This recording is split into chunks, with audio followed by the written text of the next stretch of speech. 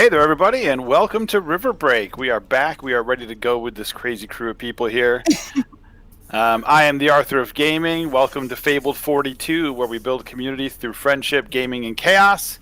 You're watching Riverbreak. You can find us here Saturdays, every other Saturday, actually, 9 a.m. Pacific Standard Time, like you are right now, surprisingly enough. Let's go around and introduce our players. We'll start with the golden one, Goldie. Hey everybody, I'm Alicia Marie, and I'm Alicia Marie Body on socials, and I am Goldie, the Link Sorcerer on Riverbreak, and I play Vault later tonight, which is a Fallout adapted 5E gaming system, and other games also here on Fabled 42. Yay! All right, and then we'll head over to the other side. We'll go to Bryn. Hey everybody, Thad Casey from the Vorpalboard crew. I play Bryn Frog, a Drow Rogue Assassin, and I am absolutely stoked as to what happens during this final episode of this season, and nervous as hell. So let's get into it. You should be. All right, and then we'll go this way over to Chris. Hi, I'm Chris Sims. I'm Chris S. Sims on Twitter, etc., and I play Korbog, the Ghost Hammer, half-orc paladin of vengeance. All right. And then last but not least, the other Chris Solo. I am Chris Solo. You can find me at DM Chris Solo on all the social medias. Do some streaming and stuff. I'm playing Nykoril, the Fearbolg Bardlock.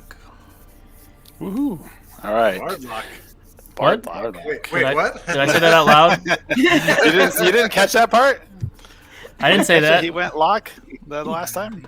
Last few times. Yeah, last couple levels. All right. So, interesting enough, for those that were maybe not here last week, I'll do a little bit of a recap. So the party ran into some very devious monsters that were from my friends at WizKids, who sent us some of the new Boneyard set that's coming out in March, and they were some really truly vicious and crazy looking monsters that were pretty cool looking. The monsters today that I have are also from the Boneyard set, so we'll do a few more of those. They ran into these group of monsters in the fire area, and then they came across these two dragons. One of them was in suspended animation, and the other one was both Dracoliches, actually. So the undead dragons. The one undead dragon gave the party some information that the person in control of this realm, which he stole from the dragon, was Orcus himself, and then agreed to take the party on a little flight and fly them to the city where the Githyanki and Orcus were.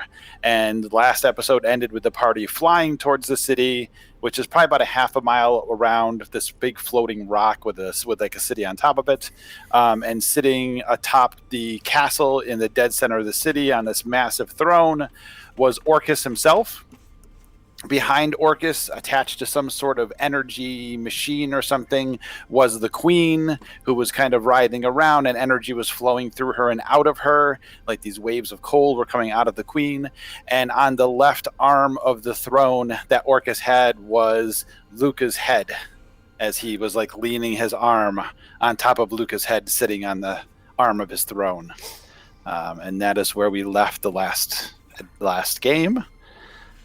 Like Bryn said, we're kind of wrapping up a massive story arc here today, so this should be hopefully a fun little wrap up and conclusion, Or a total one way or another.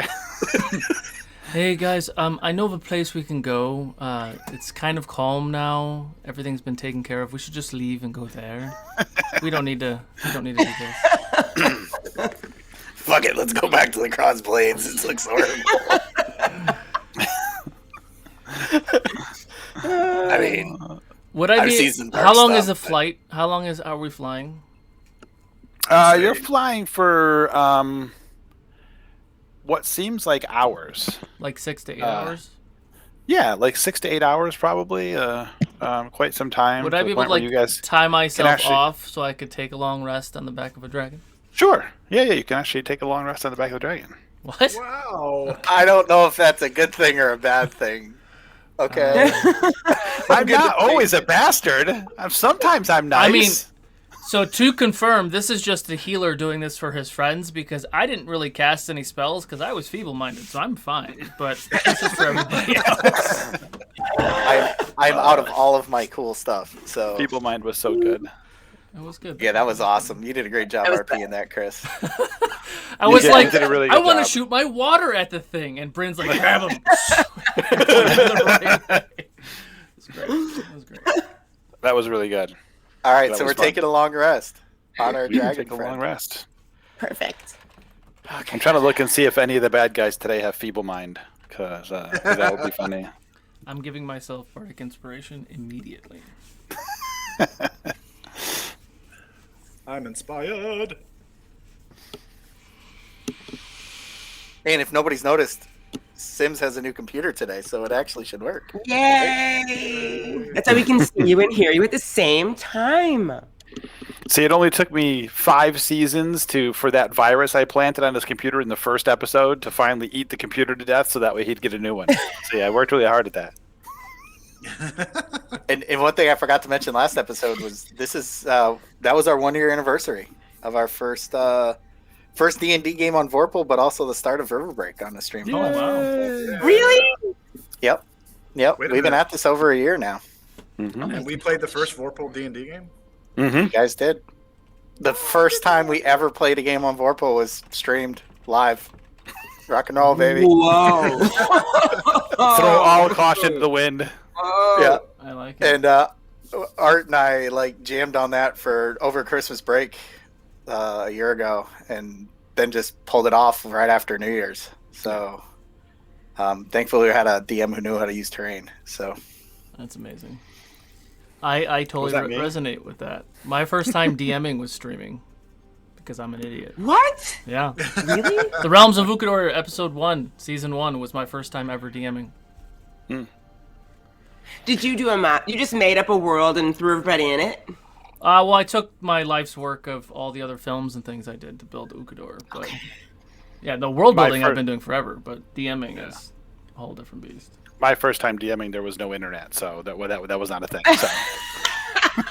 It's awesome. there weren't I would even assume computers. I'd assume Chris is probably the same way. Yeah, he probably didn't have an internet when he first DM'd either.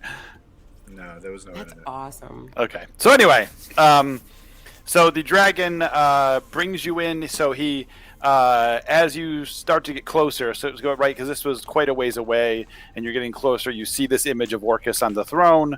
You see the queen behind him with the energy flowing through her, and the waves of cold just spilling out from her. The dragon kind of turns his head towards you, like, we're almost there. And he kind of reaches back with a hand, and he grabs Korbog, and then moves the Korbog to his back foot, and he reaches back and grabs Nyko and moves him to his back foot, and reaches back, grabs Goldie, grabs Bryn, so you're all in a foot. And he goes flying, and you can see obviously why he's doing it now, because there's no place for him to land. The city is right to the edge of this rock. There's not a lot of room, so he kind of flies, and as he gets near, he kind of tilts to the side and flies down along the edge of the buildings, and slows down as much as he can, and kind of dumps you guys out, hitting the ground, and you guys kind of tumble, boom, boom, boom, boom, boom, and tumble, and he continues to fly and heads off in the different direction. Wait, so we don't have the dragon to help us with this fight? No? Do you even know me? I'm giving you a dragon to help you with the fight? Come on. Against Orcus? Hey, what was the CR rating of that dragon we were just on? Whatever Asking for whatever a friend. Dracolich is, I'm not sure. It's pretty high, though. Yeah, it's a lot. It's about probably the same level as Orcus. Can I polymorph into him, and then we'll have a dragon? Let's see, Dracolich is CR 17. I don't think I can do that. So now you guys are this city. It's very tightly packed. So you're kind of on the outside. There's maybe 10, 15 feet at the most between the buildings that you've now tumbled next to and just cliff. that just drops, right? And from the distance that you guys were flying in at, you could see the entire like skyline of the city. It's on like this basically like a inverted pyramid, right? It's this rock, and it just quickly goes down to like a point below it. So if you were to go over the edge, you're over the edge. There's nothing to grab onto. It's not like a sheer wall. The walls are gone. It's just down to a point.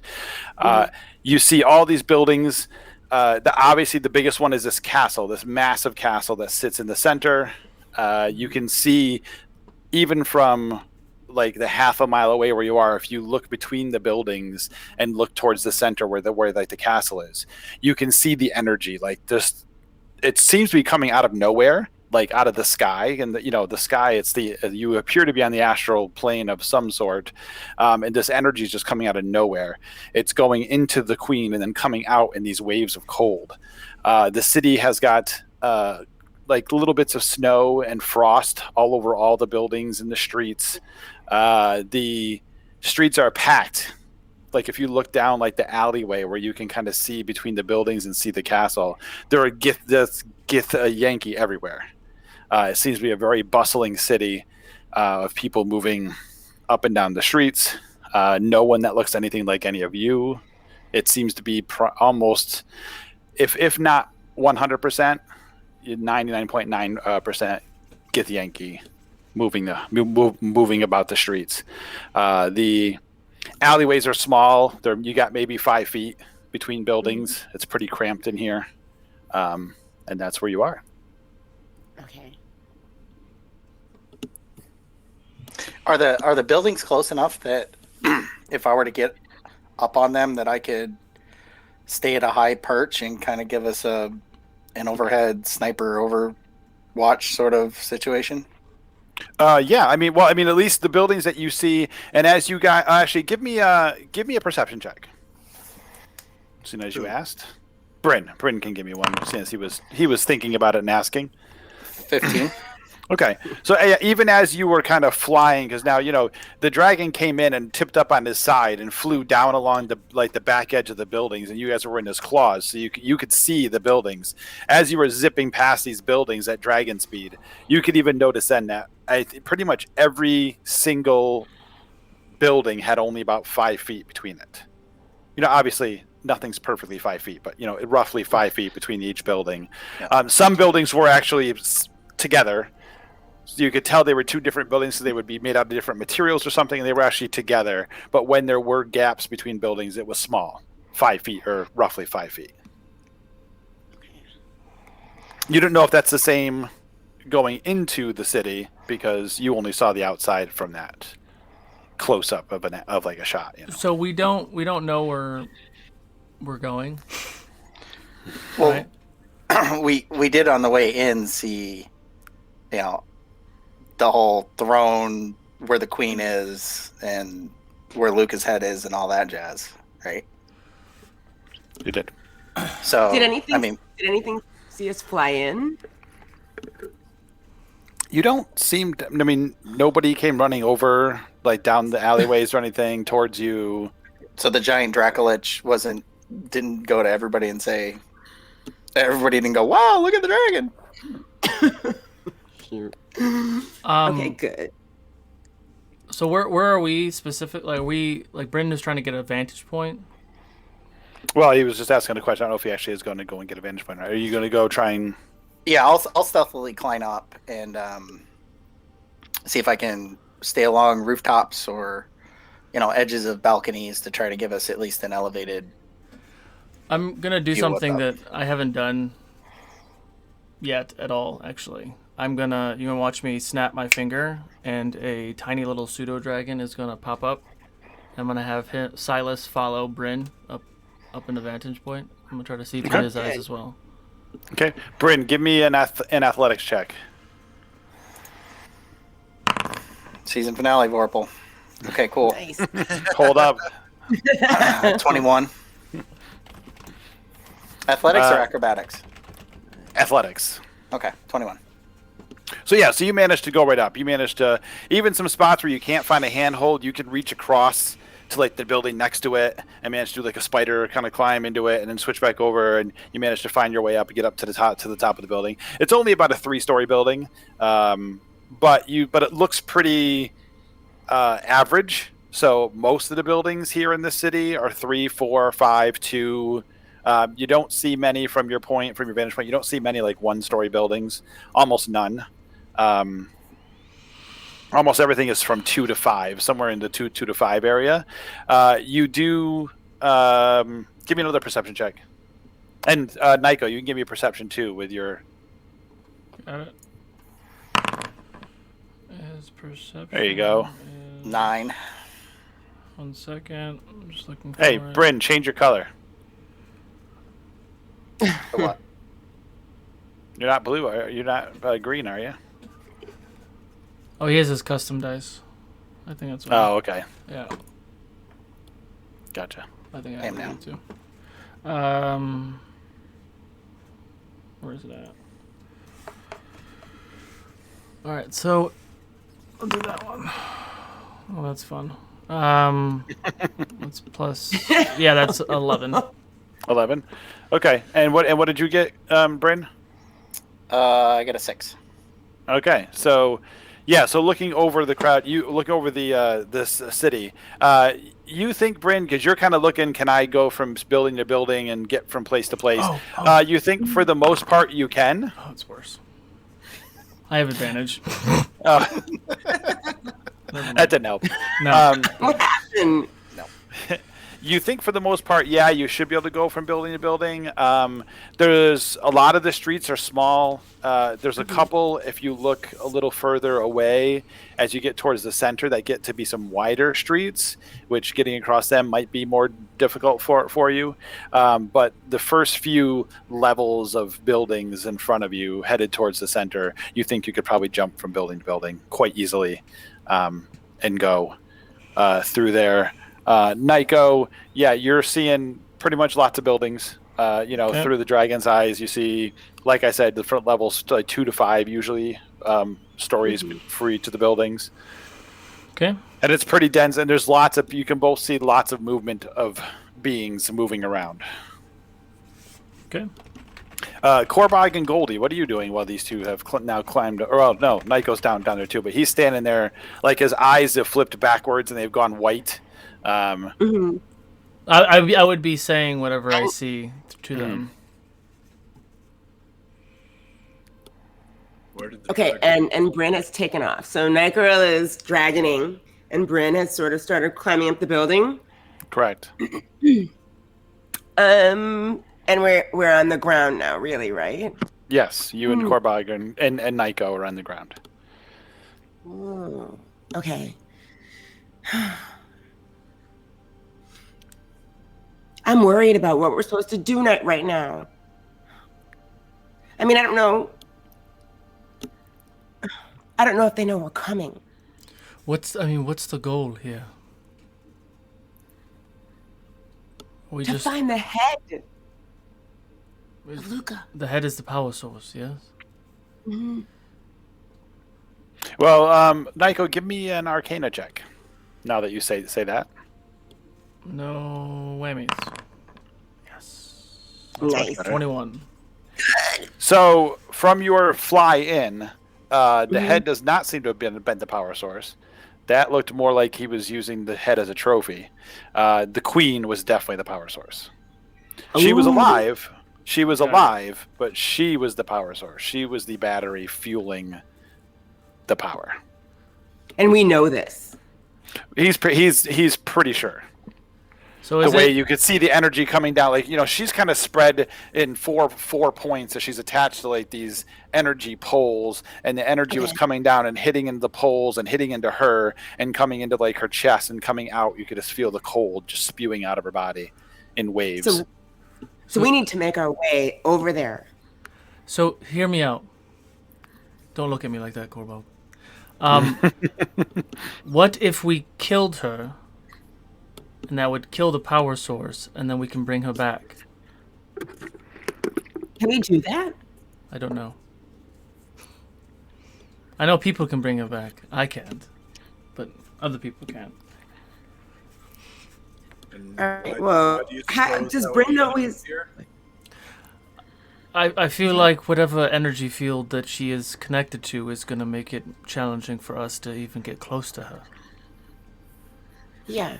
Close physically, or do you think we can kill her at a distance? I mean, this was really just me throwing a Hail Mary. Really, I don't really think we should do that. And you don't throw a hail marys from 5 yards away. Those are from long distance. Exactly. I mean, mean, that's all I have. We can kill the princess, or I can summon a demon. Those are my two options. I mean, our high level goal here is to. I would like to avenge Luca, but if we're in an entire city full of his army and there's just the four of us, I don't know what it is that we're going to be able to do. But at the very least, yeah, I mean, we got to get the queen back, or at least stop what he's doing as a ritual. All right. Okay, well then let's just start moving in the direction. Maybe. What do you think, Korbog? Nicaril poses an interesting alternative, but you just said that we have to get the queen back. Why? Yes, that one. That was our original charge, right? I mean, we were brought to the city to protect the queen, and we lost the queen due to some jerk who came in and played a non-player character for one episode. It sounds terrible. I think we it was lost the queen 16 years ago, Bryn. 16 years ago. 16 years? I wasn't even around then. Quiet, Goldie. We all feel old enough. I feel personally just the same. I don't know about the rest of you. You all seem to age very quickly. What are you thinking, Korbog? My goal is not to save the queen. My goal is to save the world and to avenge our fallen friend. If the queen perishes in that endeavor, I have no qualms about that. And did you say it was Orcus that was sitting there? Mm-hmm. That's fun. Master. So ideally, we should save the queen. But that is a tertiary goal in my book. Well, the queen is the battery in this equation, so maybe we take her out. Sorry, Goldie. Oh, I know. She never. Well, I mean, Goldie, your brother's friends never tried to kill the queen. I just had this vision of us, flying home on the wings of a big dragon with the queen in all of her splendor with us. Like, we would be hailed the heroes that we are. I don't know. But, I mean, I'm willing to go along with what you guys think because, however. Because that's what big goddamn heroes do. There is a demon. There's a demon lord surrounded by a city full of basically a Githyanki army. There are four of us. Why are you saying they're an army? That guy looks like he just stumbled out of the pub. Yeah, well, maybe they're all drunken masters. I don't know. Well, no, those are Githzerai. A crap ton of people.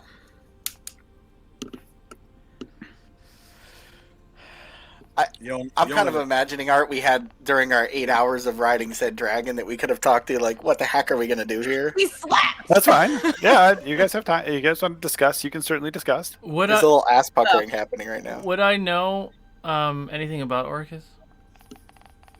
He's a demon lord. Mm-hmm. Also, last level up, I dropped some summon demon, so that can't help us here anyway. And he's a demon, so that would just bring another ally. Not a good idea.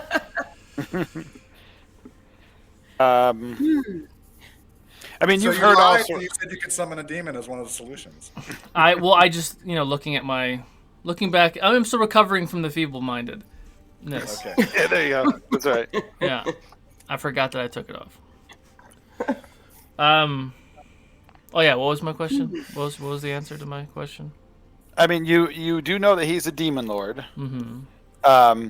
You know that he's normally in the abyss, and he has a fortress in the abyss. So, whereas there's some parallels here, like a fortress in a except this case he's in like an astral hell plane Yeah. instead of like the abyss. I mean, it's different than what you normally know of him. But you do know that the Dracolich did tell you that he had moved in here and taken this dimension away from him. Like the Dracolich was originally the one who owned this little pocket dimension, and Orcus moved in here and took it from him because it was on a ley line nexus.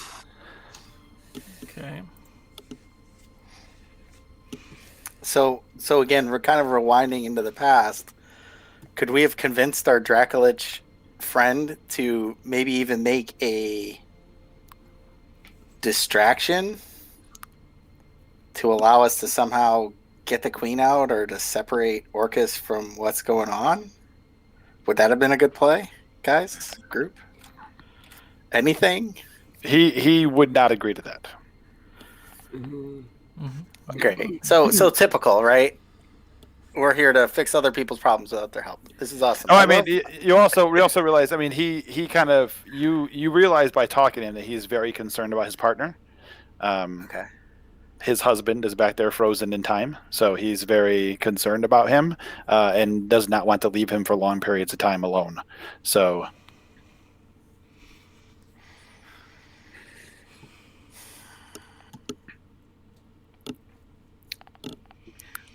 Well, I mean, this is why we're here. This is our purpose. So, perish or not, I think we just head into the belly of the beast. Well said, Goldie.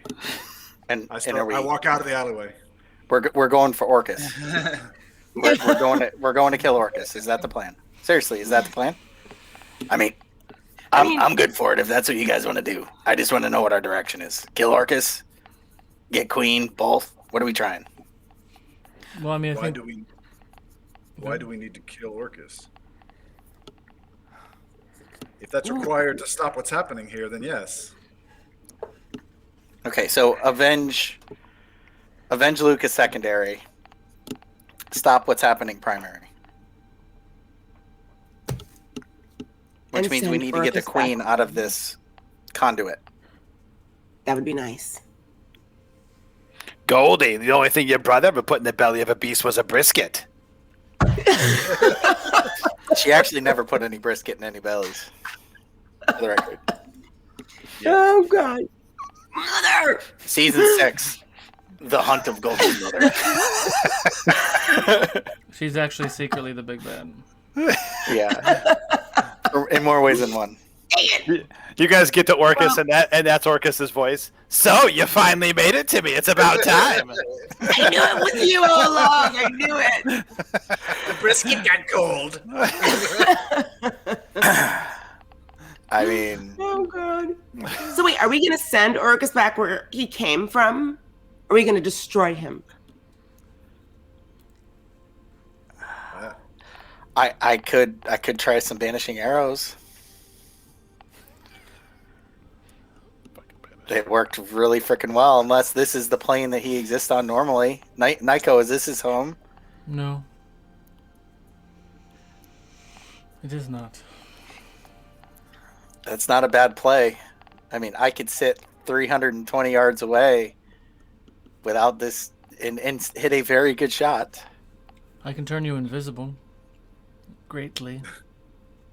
That would be good when I get, between 1,000 yards and 320, so he doesn't see me coming up. But there's no reason I have to get any closer than that. We have to make our way to the center of this town anyway. Yeah. So we might as well start walking.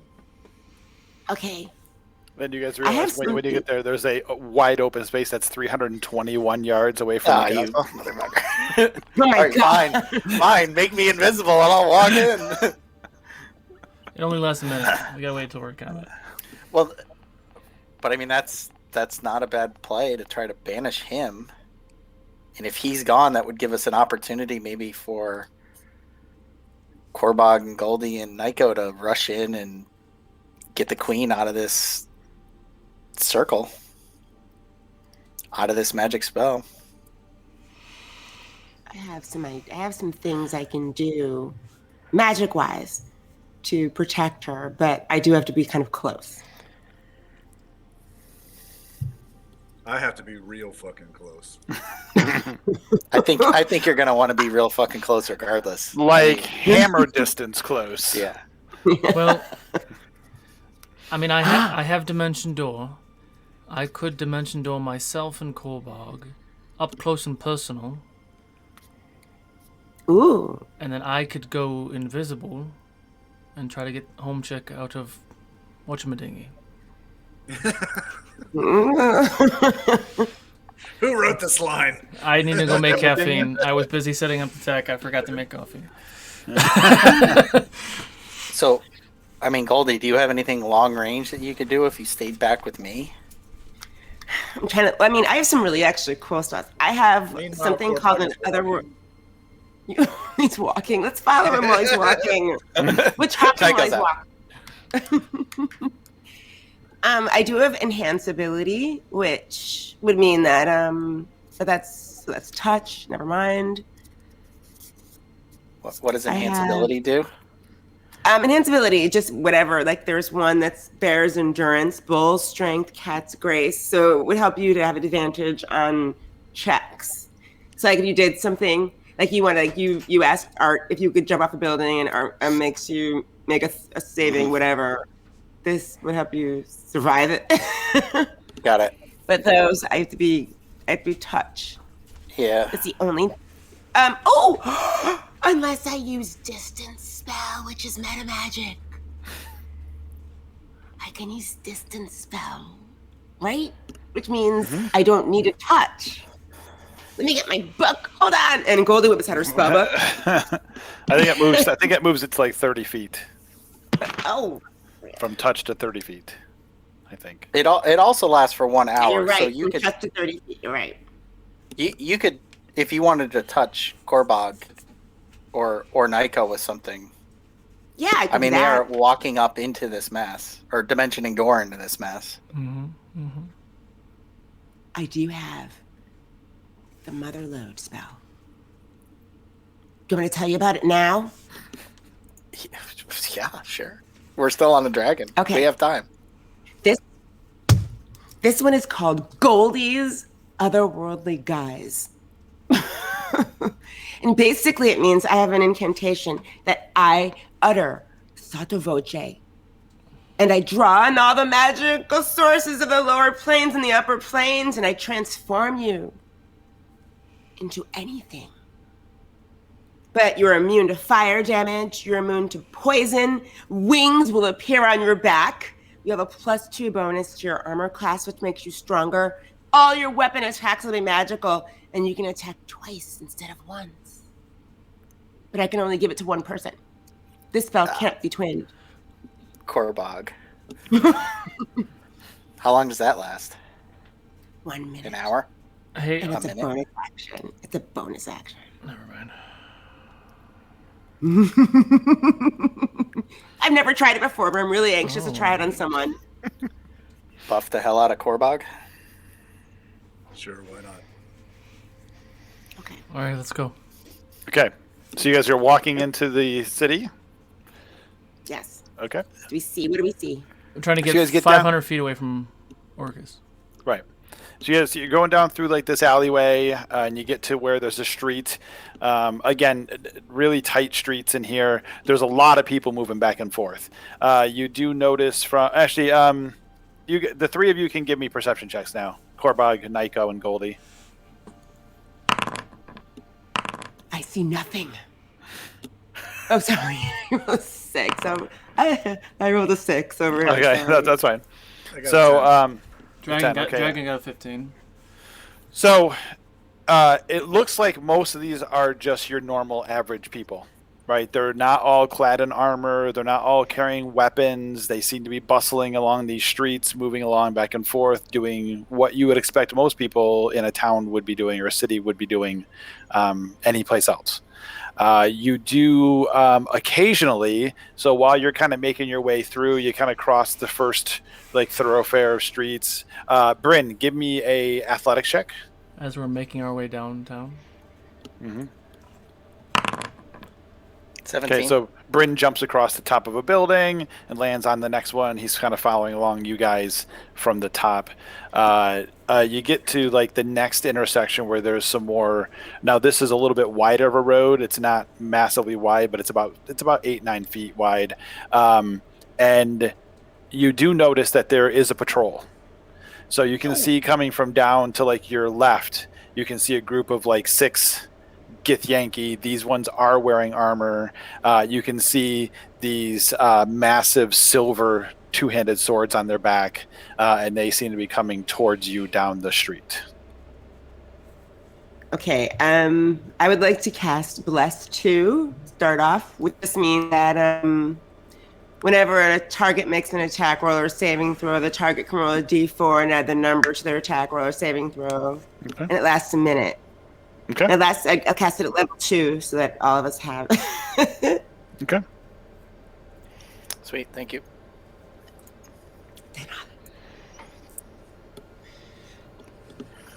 And none of these people see us, right? We just see them.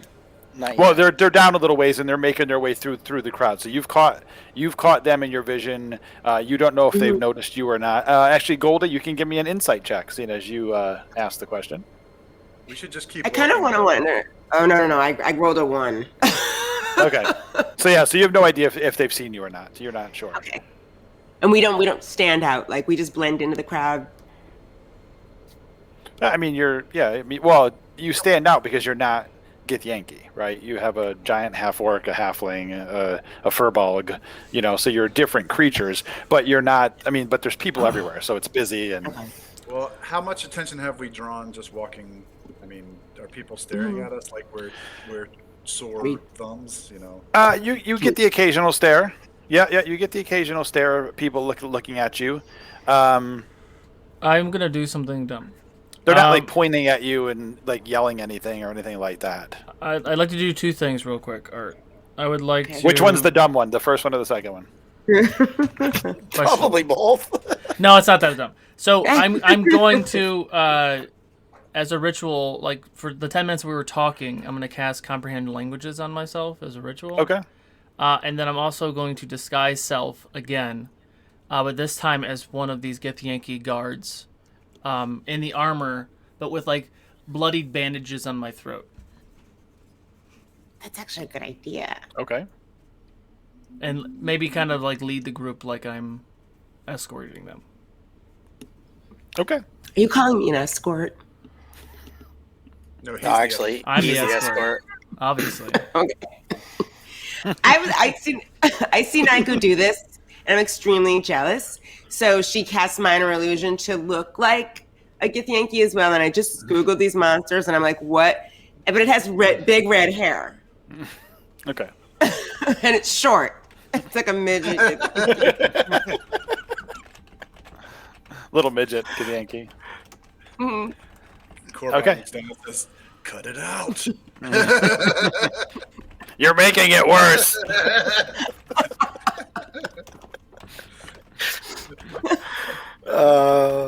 Okay, you guys going to continue to move? Yeah. Yes.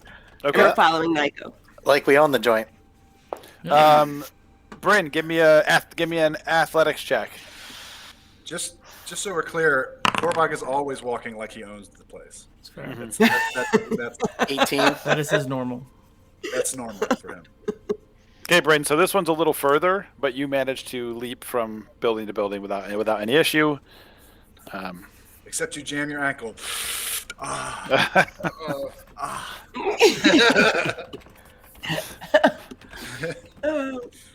was really picturing. I just watched the Three Amigos yesterday, And they're at the part where they're like, "Are these gringos falling from the sky?" Thud, you know, I was imagining Bryn trying to leap and thud right in the middle of the crowd.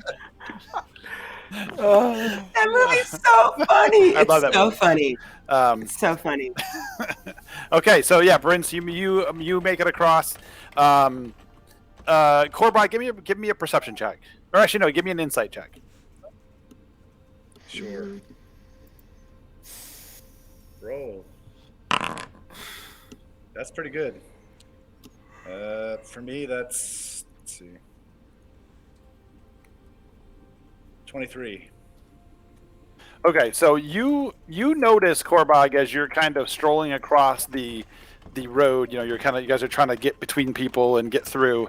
Out of the corner of your eye, you catch that the patrol has seen you. They don't seem to be like, they're not like charging after you or anything, but one of them clearly noticed that you weren't a Gith Yankee as you were crossing over across the road. That moment when you realize you should have taken seeming. Damn it. I don't pay any attention. I just keep walking. Okay. Okay. So me and Nico are not convincing. Well, they okay. Well, Nico's pretty convincing. I don't know about the little redheaded Gith Yankee halfling looking thing, whether that's convincing or not. But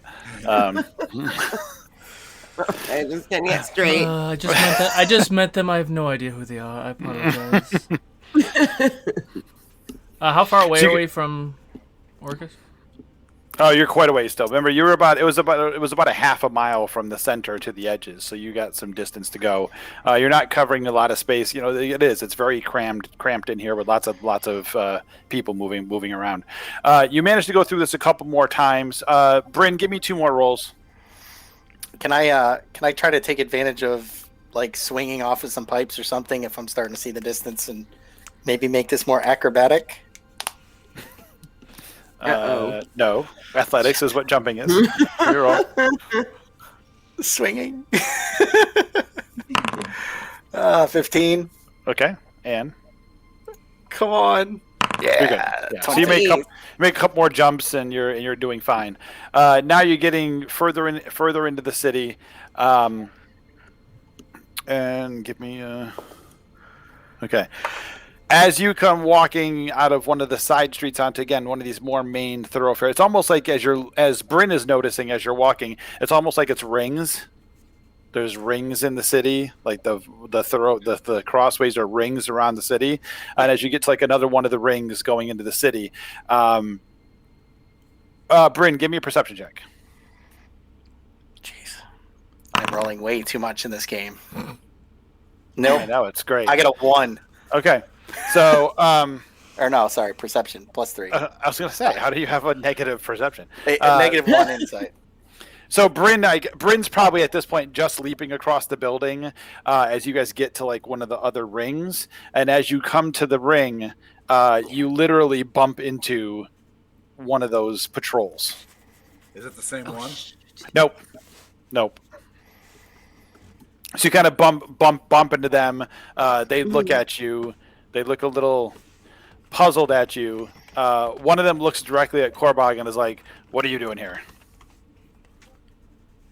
I look at him and I say, "None of your fucking business." Oh, And I try to be as intimidating as possible. I look at him like I just peeled him off the bottom of my shoe. Okay, give me an intimidation roll. 9.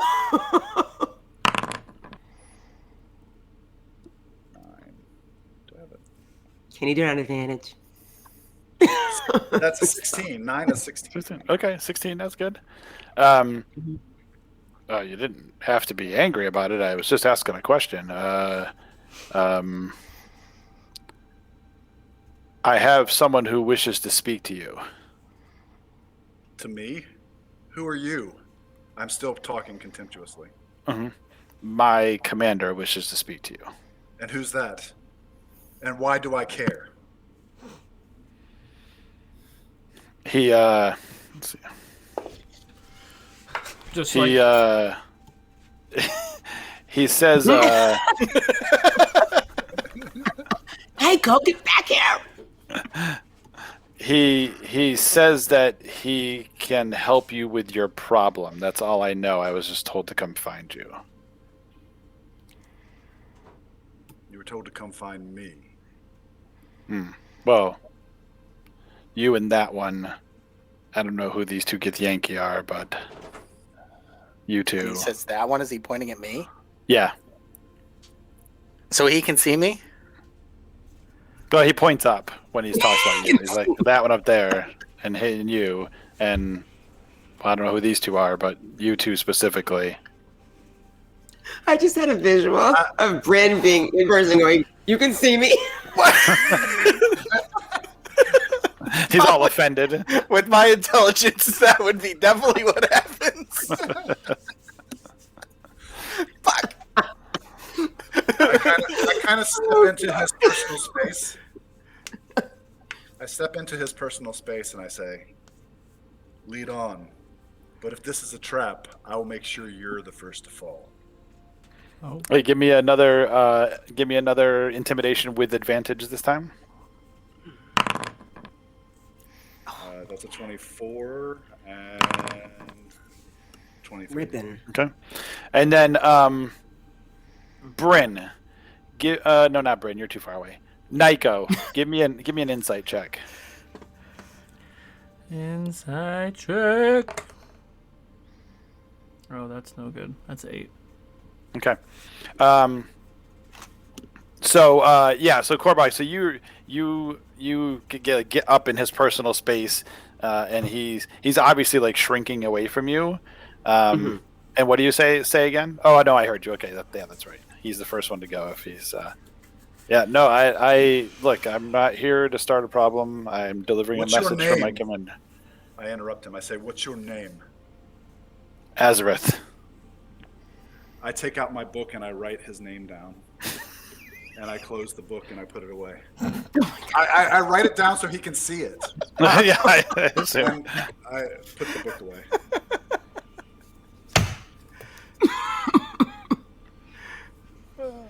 I have no brisket with you people. Oh, that's it. Roll initiative. What? That's what we say. We don't say beef. We say brisket. I'm sorry. I don't know what you're talking about. Brisket. We're just here making sure that these two weren't causing any trouble. That's what we were doing. Yeah, so he'll like lead you down the street. He leads you to a small building. This actually is one of the few one-story buildings on like that you've actually seen. And he like walks up, opens the front door. One of his guys opens the front door. He goes in. A couple of the other guys go in. Like 3 of them wait for you guys to go in. They kind of motion for you guys to go in. Before I go in, I draw my hammer. Okay. And Corbach, now you can give me an insight check. Pretty good at insight, too. Let's see. 8 plus. That's 13. Okay. So you do notice they are very aware that you have these astral cords trailing out of the middle of your backs. So they are very aware that they are there, and from the looks on like most of them are like being very respectful of you. But there's like one guy who is like towards the end, and he's got like a glimmer in his eye every time he kind of looks back at your astral cord. Like he's never cut one before, and maybe he's looking forward to it. So they don't have one because they live here. Correct. So me and Nikaro's disguises are a joke, basically. Or what? Visiting. Go ahead. So I noticed that guy doing that. Yeah. So I turn around to him and I say, "Would you like to keep your eyes?" Give me an intimidation. Bryn, are you coming down to go inside? Well, yeah. I mean, I would think at this point. Now He's that hiding, and there's nice this big flag rooftop coming. stealth. I'm a giant kite tail just saying, "Hey, the rogue's right here." Fuck. Give me an athletics check. Oh, come on.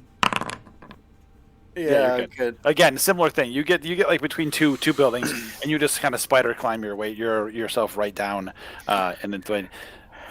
So, Corbin, guys, you look at that guy. He's like, I've got no problem with you. You're about to have a problem.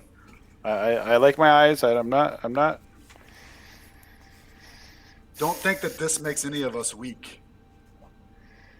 You will die before it gets cut. I wasn't cutting anything, man. My sword's back there. I'm not doing nothing. That is a promise. I don't have a name. I look at one of the other guys and say, "What's his name?" Give me another intimidation check. 25. Zareth. His name is Zareth. I The guy hits him like, dude, shut up. I write his name in the book. Do I see my name in his book? In big capital black letters. Yeah. Nyko. Not on that page, he doesn't. Noted. Yours is over 7 pages. He just writes a big N on one, a big Y on the next one. It's ridiculous. All right, so you guys go. Are you going in the building? Motherfucking Sure, astral I plane mean- tethers. Yep. Yeah, go in the building. Yep. Okay. What's the worst that could All right, happen? you guys go in. It's not like Orcus is inside the building. It's true. He's outside.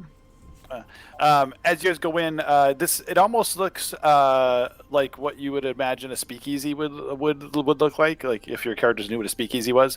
But it's like it's kind of dark and dingy. There's some lights on the walls.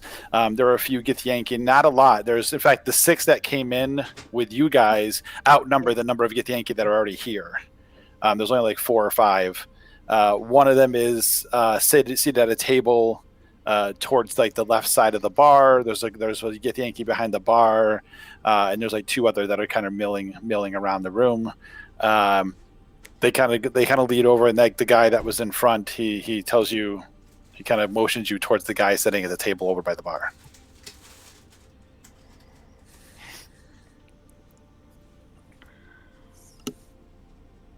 I go over there, but on my way I say, "Barkeep, whatever the best is, bring it." He kind of he goes down below the bar and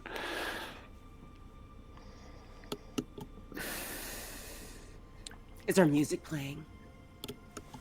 no, you don't hear any music.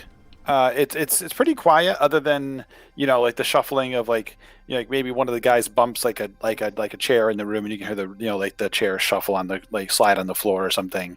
You can hear the bartender as now he's gathering some things, so he grabs like a glass. You can hear like the the tinking of glasses as he's putting things up on the counter and popping a cork out and pouring some drinks and that sort of thing. Okay. What, do we just And come there's to like a a- funeral, I say? The guy at the table, he kind of smirks a little bit. He's like, "Come." Well, I'm going over there. But By the time you get there to the table, the bartender comes out around the thing, and he lays some glasses out with some sort of a brownish liquid in them, drops a bottle on the table, and he heads back to behind the bar. I pick up the bottle. I fill one of the glasses up twice as full as it is, and I shove it toward Goldie, and then I pick up one. Goldie's like, and she like tries to jump up in the booth, or what is it? A seat? Let me Let's see, if yeah, she- a chair, yeah, a chair. Let me see if she makes it. Yeah, okay, you got it. Yep, you got it. When she tries to get up in the booth, she like falls out floor. No, you're good. You climb up in the chair. Okay. She grabs. I am Commander Zerk. I have. Oh, thanks. I say, and I take out my book and I write down. You're in trouble now, mister. I have asked you to come here because I need your assistance. I was once the head of the army for the Githyanki. Yeah, we don't care. What do you want done? And I why want- should we help? Why should we help you? Because I know how you can complete your mission and mine without confronting Orcus himself. And what's So- our mission? I assume you are here for the Queen. Yes. We are. Cut it out, Cody. So, unless you want to continue with some plan to attack Orcus directly himself, which if you wish, that is fine. I will not hinder or help you. But Listen, friend. The reason I cut you off there, and I'm going to cut you off again, is because we don't need details about who you are, or what you want, or why you want to do it. We're here for a reason, and if you can facilitate that, let's go. Let's go. I can certainly facilitate that. I can help you with See your... that whole sentence? You're still wasting time. But wait, maybe okay, sir. Corbach has his period. He's very cranky today. I'm going to lean over to Goldie and be like, did Korbog take my ring that makes people crazy? Because he's just like pissed off today. Like, didn't he sleep well on the dragon? He's just very. He woke up on the wrong side of the dragon. Yeah. I don't know if you noticed, but that dragon wasn't the best smelling. It was not. That was me. that was Zyko. I was curled up in the rib cage. In the heart of the castle, beneath it, there is actually a heart that keeps this plane together and is the source of the power which has changed this plane the way it is. If you were to get into the castle and beneath it and destroy the heart, you will destroy the plane, and Orcus will go home. And where will we go? My city and my people will go back to the astral plane where they're supposed to be. And there's a commander among your people, and I described the woman who killed Luca. Where's she?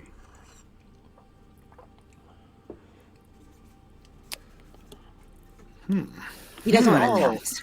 Somebody remembers previous storyline shit, Art. That's a good one. The only place she's going to get to go is hell today. Corbach, give me an insight check.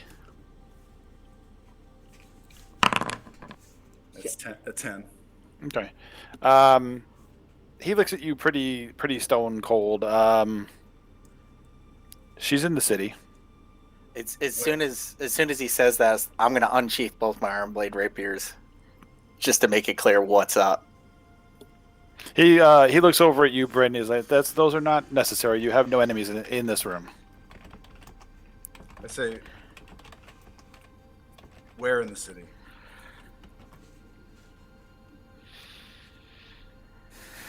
Let me see. We'll make you a deal. We'll give you what you want, which is your whole world back and control over your army. If you can help us get to this heart and present us with the person who murdered our friend, you got a deal. He clearly thinks for a moment. He grabs like one of the glasses with the brown liquid in it, and he takes a nice drink of it. And I do the same. he waves to like one of his men. The guy comes over. You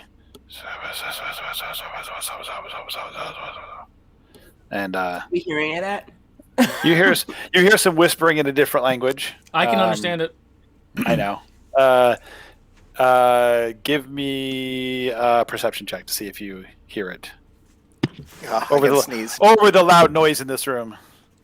That is a 19. Yeah, so you clearly know he's speaking a different language, and he says, "Go get me the commander that they're looking for. Bring her here." And the guy kind of like nods his head, and he leaves. Please drink up. I will be able to assist you with part of what you're looking for here, but it's just going to take a little bit of time to acquire the target. So telepathically, I'm going to tell Bryn and Korbog that they just said they're bringing that commander here right now. What are we waiting for? I say, even though I received this telepathic message. Mm-hmm. The one you're looking for, the commander. I have to have her brought here. What's her name? Zarya. Zarya. That's in big black letters.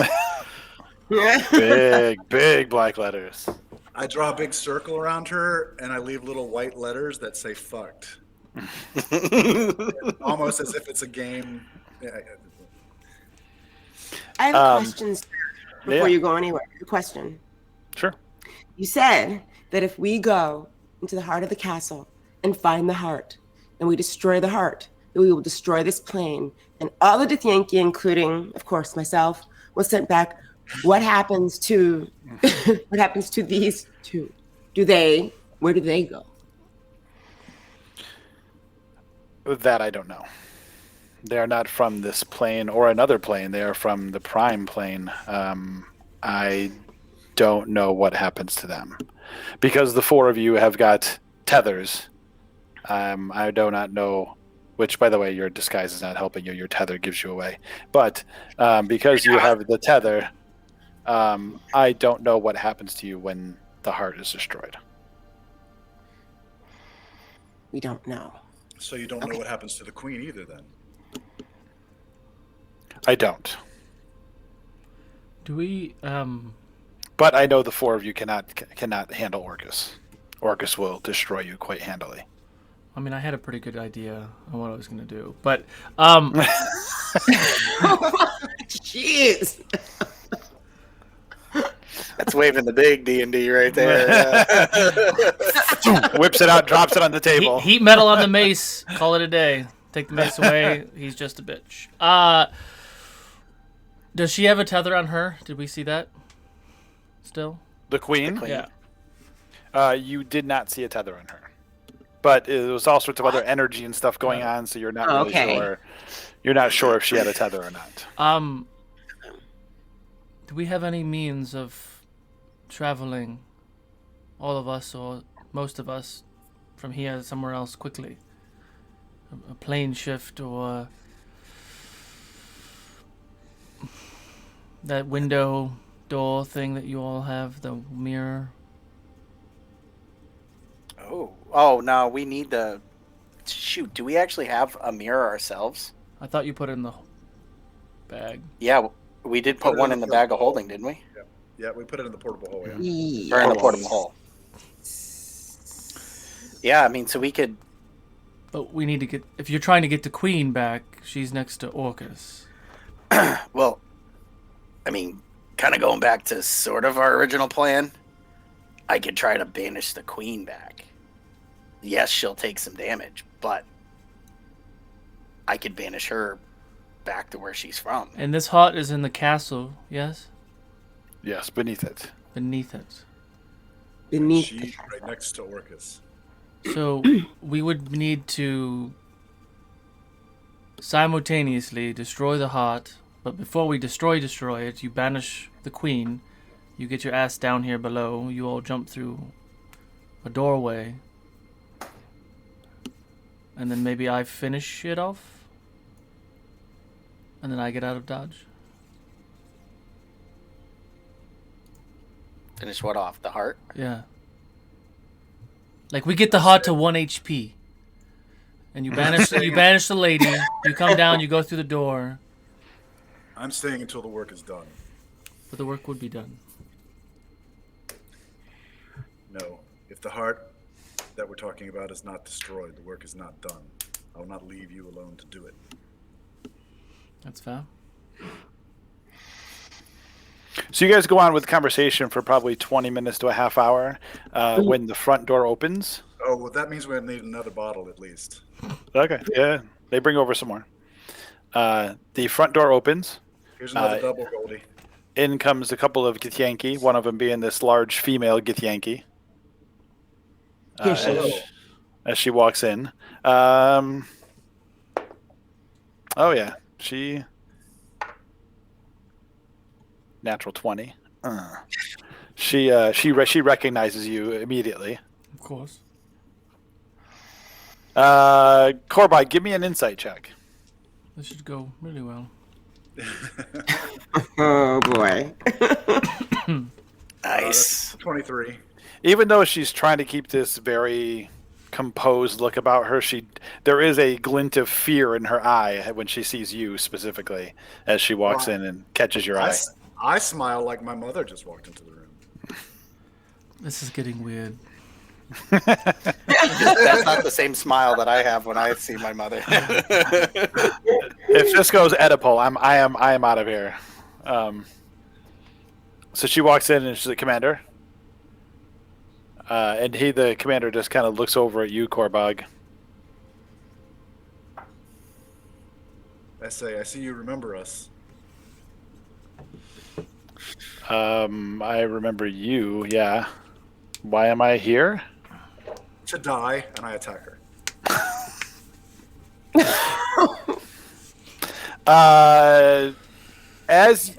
We're not gonna run it out. You can easily just kill her. But as you bring the hammer down the first time and like land on her shoulder, and you can obviously hear like a breaking of bone as you hit her in the shoulder, and she's like, "I have information. Don't kill me." Do you finish her off? I say, you have 6 seconds to talk. Oh shit! Wait, it starts now. 1. 5. You 4, can. Are you 3. going for the? Are you going for the heart? Is that what you're here for? Yes. By the way, I haven't lowered my hammer. My hammer I is didn't. Yeah, I figured. I don't know what he told you, but you can't destroy it with hitting it with that thing. Like, I know how you can destroy the heart. I will take you there, and I will tell you how to destroy it if you don't kill me. Do I believe? I did not mean to. Give me an insight check. I only killed your friend because that's what I was told to do. I have no malice towards you or your group.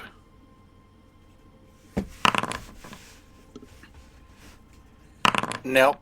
I got a total of 14 because I have an advantage. If somebody's lying, I have advantage. Mm-hmm. Here, let me. Do I? Wait a minute. She does not seem to be lying. Okay. Who commanded you? Who commanded you to kill our friend? Orcus. Oh god. Let's do it. Fuck it, guys. We were there to get the battery. To get the princess. I was not aware the one I killed was her sister.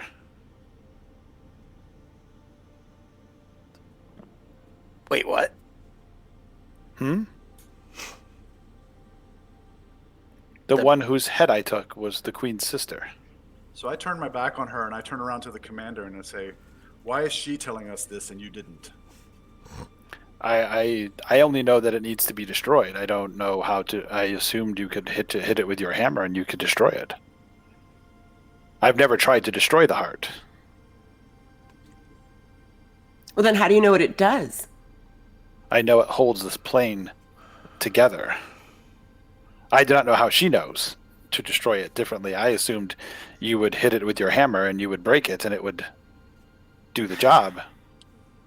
So what do we need to do? I turn around to her and I say her name. I don't remember it off the top of my head, but Zarya, Zarya. do you give me your word that you won't kill me? I give you my word that I won't kill you now.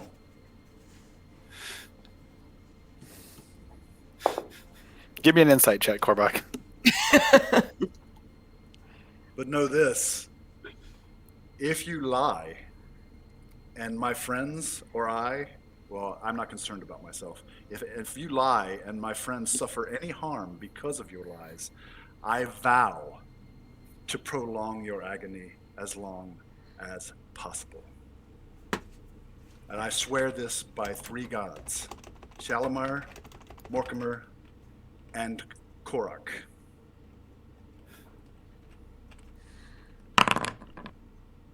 And what am I rolling? Insight? Insight. 21. So when you say that you won't kill her now, she kind of gets this look like better than nothing, I guess. Like you almost kind of get that feeling from her, like, well, the only way to destroy the heart is to overload it with energy and cause it to explode. It will take a great amount of energy. I think if there are powerful objects and you place them against the heart, it will drain them of their magic, and after a certain amount of magic, the heart will explode. Magic items, you said. I have all sorts of those. Nothing we don't need.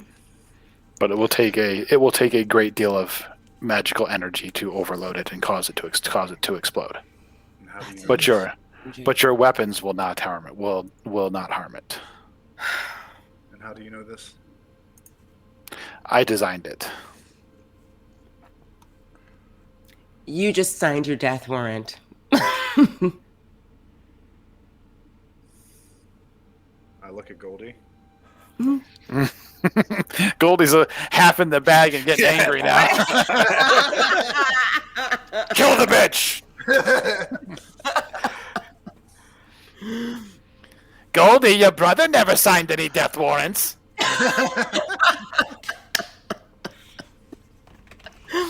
Oh, God.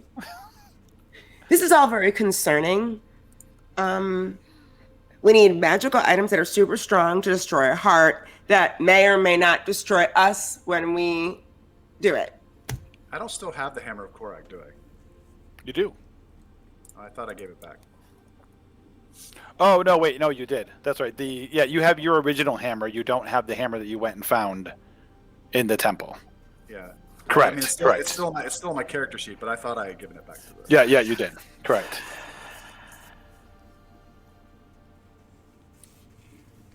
I say... Has anyone ever tried to overload this heart before? Not that I'm aware of. She kind of like holds her arm and she's kind of like obviously in pain from where Korak shattered her shoulder. I can get you into the castle to the heart if that's what you like. And then I just beg of you to let me leave and do not kill me. I've given you all the information I have. You will not leave until the heart stops beating. You will not leave until the heart is destroyed. And then, maybe then, you will have earned a reprieve. Oh, he said maybe. That's actually very promising. That's very promising. And that's a reprieve from Korbog. I really am sorry about your friend. I was just doing my job. You don't get to apologize for just doing your job.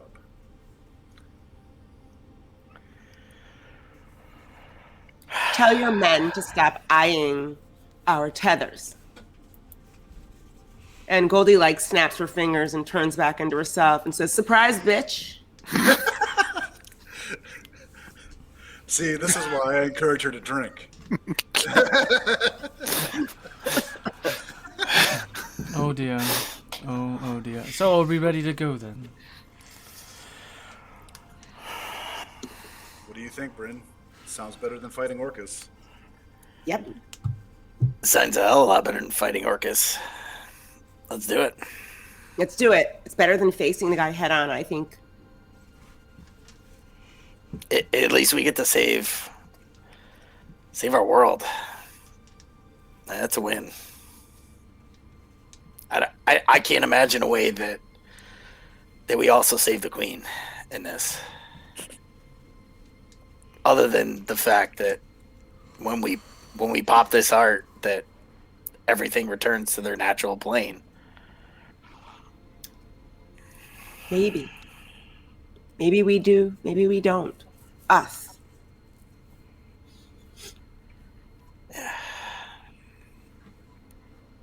Yeah.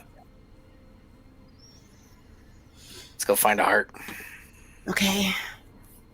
You better not be lying. And Goldie points to Azaria. You better not. She's not lying. Okay. Oh, this is such a bad deal. Okay, let's roll. Where are we going to get these magical items that are super strong? Start pulling shit out of our bag. Oh, you shit in your bag? Okay. Yeah, just start slinging poo at it. I got magical poo. Great.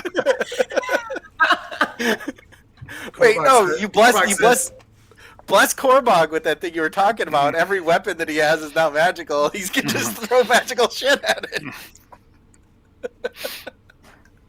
My maul is remarkably powerful, and I'll sacrifice it in a heartbeat. I mean, with the information that she gave us, I mean, even just shooting like Eldritch Blast at it would... Oh! That's magic, correct? Like that would check the same boxes, or is it just items? Yeah. Can we make an Arcana check, or would we understand like how this thing could work based upon what she told us? Nico, give me an Arcana check. I will not. Can I for fun too? Because I'm not bad at Arcana. Nope. 15. So you kind of you kind of catch on the statement she made about how you can't damage it. So you're thinking casting spells at it probably will not do what is needed. Not to damage it, but just to have that magical whatever. Yeah. She also mentioned items of great power. Really? But I'm an item of great power. Oh. Are you? And Nico bats his eyes. And I've been charming hearts for years. Okay. Well, you are an escort after all, you know. Goldie starts eyeing the ring of the radiant dragon that's on her finger. Nervously. And that's all she's doing. She's just looking at it. So while we're on the way, I ask her. This heart drains items because it uses them as fuel. Yes, and I think that if you were to put some powerful items against it and it drained their power, it would overload the heart and cause it to explode. And this explosion that you're talking about, how would the people that are near the heart fare against it? I don't know. Well, you're going to find out. Would that give me an insight check? So essentially, Ott wants us to get naked and give all of our items up, and then we're gonna fight orcas. I know. Then the heart explodes. You all get put into an arena, buck naked, and orcas across the way from you. Yes, that's perfect. I can't believe you guys fell for that. Fooled you.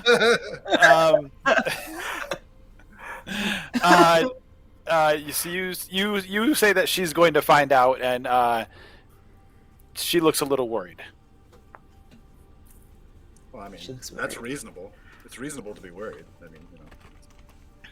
It's just again, the Githyanki are very this stoic, stone-faced people, so you don't really see emotion from any of them. So to even see a little bit out of them, which you know because you were a pirate and you've run across Githyanki in the past, and you know that's something. To even see any bit of emotion out of them is odd.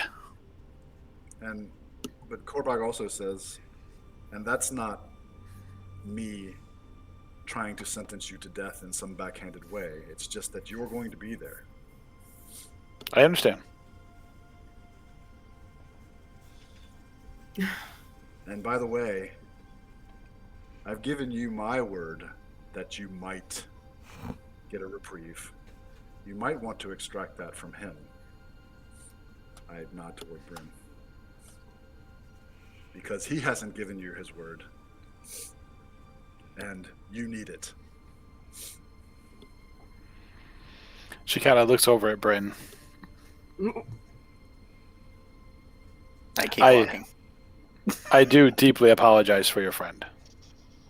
If not for the fact that she is the queen's sister, she would not have been the target.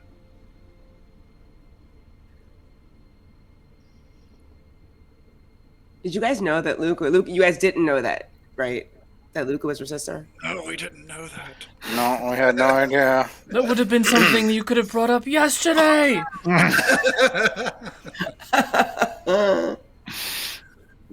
I traveled with Luca for many years, and I had no idea. So, are there any other Githyanki with us now, or is it just her? Her, the commander, and the 6 guards that were here, they brought you guys in. Okay, so they're taking us to the castle, apparently. The heart. Let's go. So I look at my book. Is the guy that I first wrote down in my book with us still? Yeah. He didn't. He never left the room. I thought we were going to the castle. We aren't going to the castle yet. Oh, you are, sure. But no, but you haven't left yet. But he's been in the room the entire time. One of the guy that left to retrieve Zarya was a different one of the guys that you didn't have written in your book. I look at him and I say, "Good news. She's at the top of the list now." Good You're to know. number 3. So if our tethers are so obvious while we're walking around that you could spot us, how are you going to get us into the castle without Orcus seeing that there are 4 beings from this that aren't from this plane entering his castle? Well, he's not all seeing. I mean, he does not have his eyes do not see everywhere.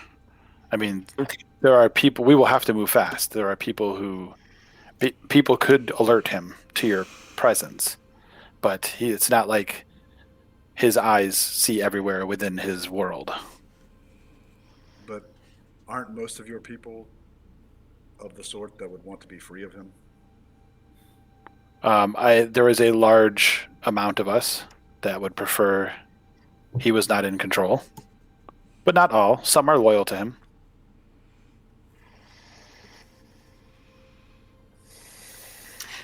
Can I ask you a question? Who You told just you did. that we were here? How did you know that Korbag was here? How did you know? Well, there was a large dragon that flew by the city and dropped off 4 people. I mean, Okay. Super stealth. Fair enough. oh god! And we've had some reports of an adventuring group that was working their way through the realm, killing things along the way. Yeah, that sounds like us. And Orcus has gotten these reports. Oh, I'm sure he's aware you are somewhere around. I don't know if he knows the dragon has dropped you off or not. Are we going to go? The I have longer not. we're here, the more likely somebody's going to find out. I have not seen Orcus in days, so I have not been in his presence, so I don't know if he's been alerted to your presence in the city. I mean, he's right out there. You can see him from the street.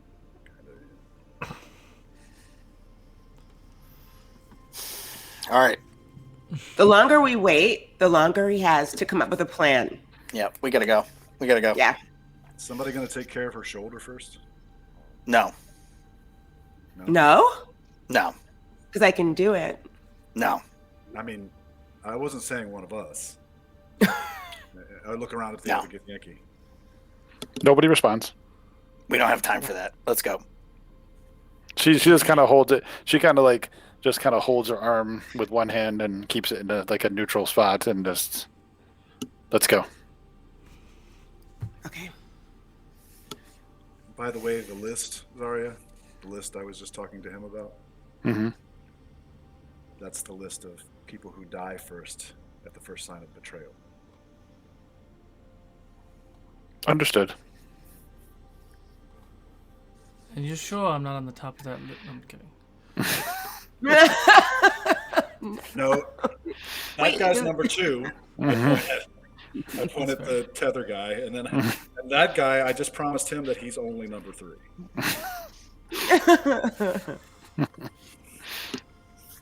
Okay. All right, so you guys leave this small little building, a small little speakeasy kind of building.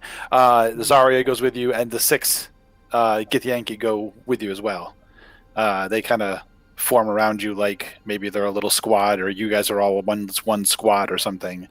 As you start moving through the streets, people do get out of their way. So the people move, you seem to move easier and more efficiently through the streets with these guys around you, because the other Githyanki get out of the way of those people. Mm-hmm. You make your way through, and within probably 15-20 minutes, you make it to the castle. And you do see there is some space around the castle. It's not 300 yards, but there is probably 100 feet or so of like green area all around the castle. There is a big gigantic drawbridge, which is down, and instead of going in the front of the castle, you head kind of towards, like, you're going to go in the front of the castle, and Zarya turns to the right and starts heading around the moat to the right side of the castle. Does And the castle look like Castle Grayskull? That's how I picture it in my head. That's how you picture it. I mean, probably not too dissimilar. I mean, the Wand of Orcus does have like a gigantic skull on top of it, so I wouldn't be surprised if his castle was a big skull on top of it as well. That's hilarious. Perfect. Thank you. While we're going, I ask, how did Orcus come to conquer you? He has great power. We're not entirely sure how he did it. We just know that we were at one moment we were in our city on the astral plane, and the next minute we were on this floating rock in this realm. He had come to our city. He had attempted to bargain with the leaders for our help.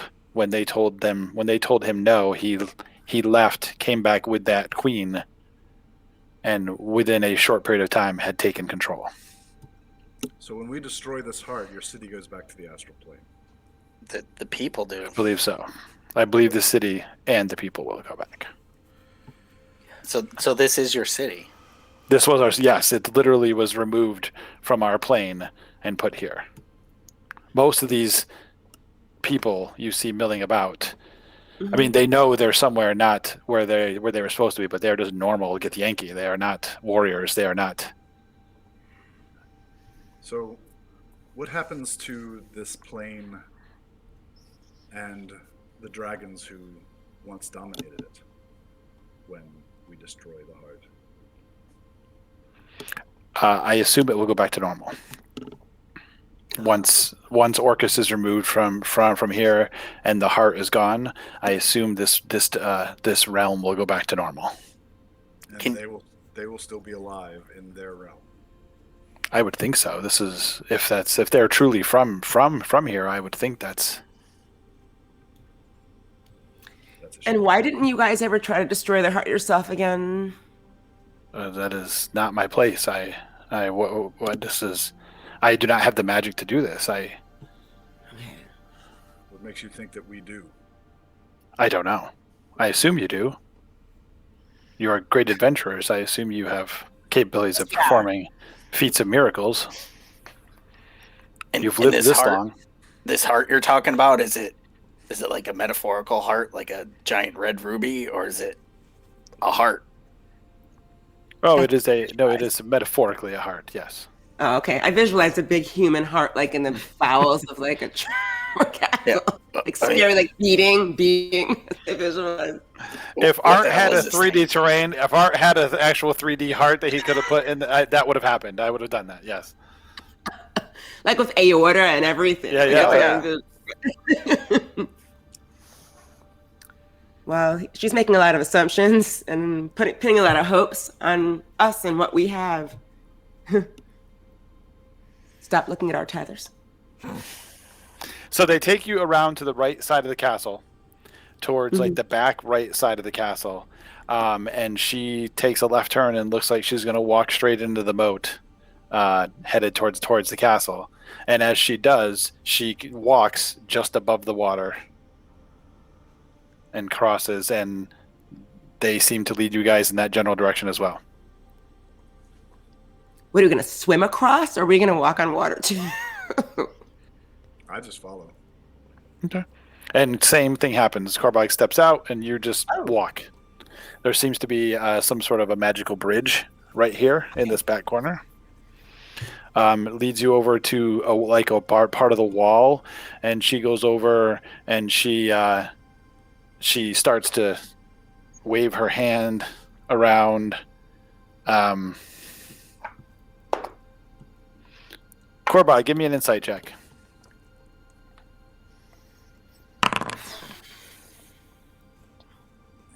That's only an 11. Okay. She seems to be having some and actually Nico and Bryn, you can give me Arcana checks as well. God, son of a bitch. Nope. 12. God Okay. damn it, vocal. So she seems to be having some issues. So she kind of She's having performance issues. Oh, she kind of stops. He needs her other hand.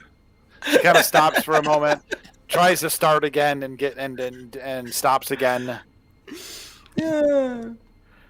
For fuck's sake, Zarya. I'm Get having us into some, this place. I give I'm her. trying. I give her my potion of superior healing. Oh. She downs the potion.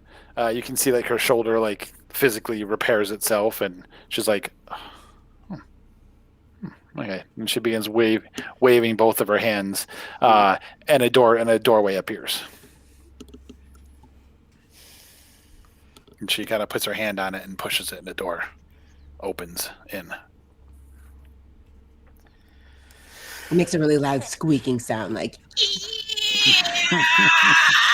as it opens. I hate that noise. Shh. Don't give them any ideas. This is already bad enough. It actually makes it sound like you're like Goldie's mother, just going. Yeah. I was gonna do that actually. A big magic mouth appears on the door. Woman! Goldie, your brother never snuck into a castle.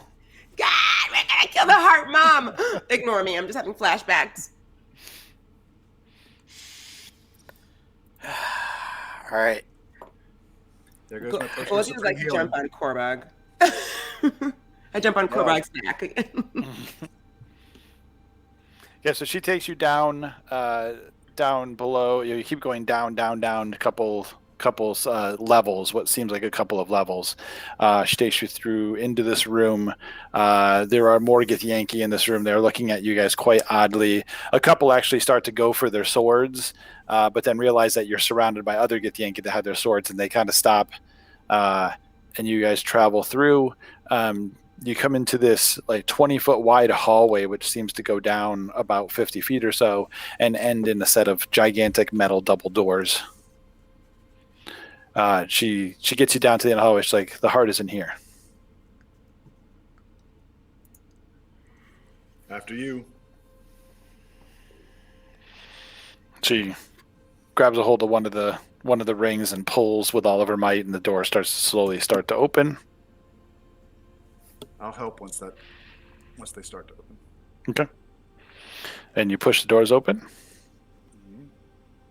and we'll take our halfway break. What do we see? What do we smell? I tried to make you guys roll as Behind many the times as I door. could. Nobody rolled a 20 anywhere in there. So do we have a giveaway of Nico? Yeah, I can do a normal one. Okay. Yeah, Well, no, we'll roll the D&D Beyond one. I'm sure we'll get a natural 20 at some point. Hopefully. Right. So, Yeah. So Why let's don't we just roll it? We'll do the The D&D Beyond code giveaway. You want to do the code for this one? Wasn't it just Mythic? What was the code? Yeah, I think Mythic was your keyword. And then, what is it? It's Theros, right? Theros. Maybe it's Mystic Theros. Odyssey of Theros. Mythic Odyssey of Theros. Yep. Oh, there it is. Mystic, there you go. Mystic. Mystic is the Mystic. There you go. There you go. So All right, everybody. So put Mystic in the chat, and you'll be entered in to get a D&D Beyond digital book of the Mystic Odyssey of Theros. You get it for life on D&D Beyond, so you'll get that. And when we get back from our quick little 10-minute break, we will then give away the book, and we'll get started with the next part. Awesome. So until then, we'll see you in 10, guys.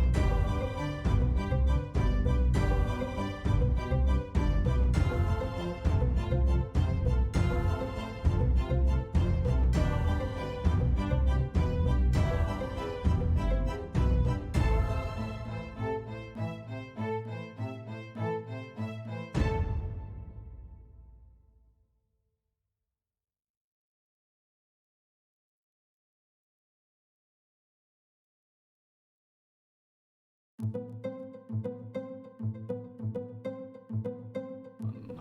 right, hello everybody, we're back! Yay! And Mr. Yanagi, you have won the giveaway for the Mystic Odyssey of Theros. So if you find Thad on the Discord, he will hook you up with your code, and you just go to like the marketplace, plug in the code, bam, you got the book immediately. Congrats! Cheers, cheers. Somehow my camera got hit. There we go. Okay, so you guys have opened the door to this massive chamber, and battle camera is up. So you open the door, this massive chamber. It is dimly lit. You see, so the chamber is actually, I didn't count ahead of time. 1, 2, 3. That's kind of cool. Not gonna lie. This battle cam brought to you by our friends at Dwarven Forge. Yeah. It's like 120 feet across. The room is. It's roughly square. There are these sets of pillars around the room that are holding, that go up to like the ceiling. Various sets of pillars around the room. There is this massive hole in the center of the room. Okay. And behind the hole in the center of the room is a dais, a raised area with a person at the top of it, and a glowing red obelisk, which seems to be pulsing with energy. Do we see that dude standing through the gates? I mean, you do see a dude standing right there. And just for ease of seeing, I will remove this so that people can see a little better. Awesome. And he kind of sees you, and he kind of looks right straight at Korbog when Korbog walks in the room. And were he able to smile, there would be a smile, but you do, like, the little reds of his eyes kind of get a little bit brighter. Is this Goldie's brother? Why is everything my family in the sort of MDK? What do the other Get Yankee do? The 6 of them stay outside. Zarya walks in with you because she's, you told her she had to be with you, so she's in there with you. So the commander is not either. The commander that we met. He did not come. He sent the 6 guards and Zarya with you. Of course he didn't. Mm-hmm. Well, that's not gonna get himself involved in that kind of mess. Let's roll some initiative. Ah. Why do we need to roll initiative? We had so many questions. Oh no. You mean we're not going to talk our way out of this combat? That's what I was gonna try to do. As soon as Bryn, we walk what'd in the you room, get? this dude attacks us. Just get initiative in case something happens. Just have it ready to go. Bryn, what'd you get? 19 this time. 19. Yeah. Goldie, what'd you get? Waiting for my thing to stop spinning. There you go.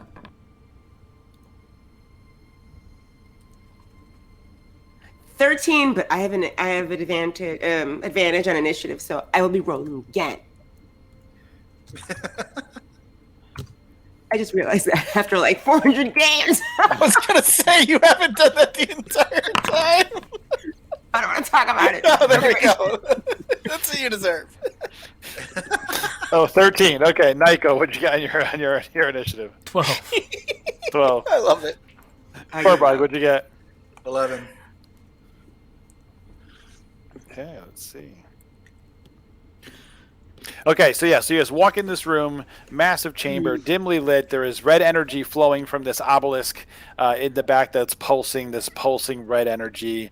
There is a person, a man-type person standing next to it, and then there is this heavily armored figure standing at the edge of this pit.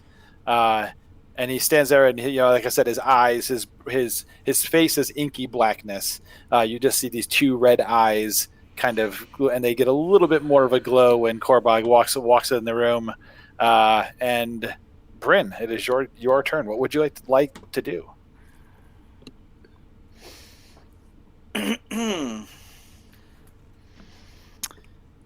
I will squiggle my little wolf toy and pop 2 dire wolves Damn wolves. Hang on a minute. I gotta get my wolves out. Wait, Yeah, dude, spell, is that a spell? That a is- cantrip? No, it's my. I. Wiggle. You No. never do this. It's my little wolf toy. I squiggle the ears. Oh, no. And then I put it away so you don't make fun of my freaking stuffed animal, bastard. Okay, let's see. Where'd they go? Here's one. Here's the other one. Better be the two good ones this time. The black and the white. There it is. Thank you. Better So keep I'm that gonna- around. I can summon them pretty much anywhere I want. Within and- like 60 feet, I think, right? Look, Yep. look at what it says. Yep. Yep. So, let's I'll see, summon so- 'em- 10, 20, 30, 40. You can't get them on the other side of the pit. Well, more that's than- fine. That's more Um, than 60 feet.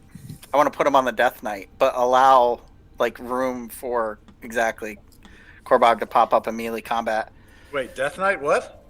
or whatever this thing is. I don't know, this glowing red eye thing. It just I don't know. I'm just making a jump here.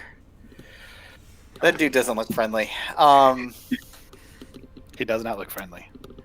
I want him to just sit there and very intimidatingly growl, and I will string my bow but hold a reaction until I don't want the wolves to attack, and I'm not going to shoot my arrow, but everybody's going to hold a reaction in the event that this dude does something bad.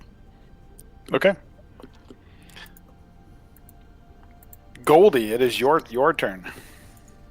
Okay. I would like to basically climb up Korbog's back because where I was like, I usually hang on to the cape. I would like to climb up to like his shoulders Okay. and like put my hands together and like I utter this like quiet incantation, and like I bless everyone for attack rolls and saving throws.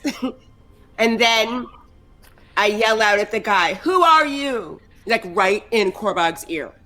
"Who are you?" Cut it out. There is no response. So, hang on a second. Did Korbog go before Goldie, or is Goldie going before Korbog? She's going before. I went before. Oh wait. Well, Korbog, what was your initiative? 11. Oh, She Okay. got 13. got it. I thought yours was higher. Sorry. What was yours? 12. Oh, okay. Okay, so Goldie climbs up on you. She screams out. She casts Bless, so everybody is blessed. And Nico, it is your turn. And everyone's just stayed in their spot? Everyone is just staying in their spot. I don't like that at all. What else do I see in this room? You have this kind of... So you can see, again, these archways that are holding up the ceiling. You see, like, this little alcove over here, what's over which there?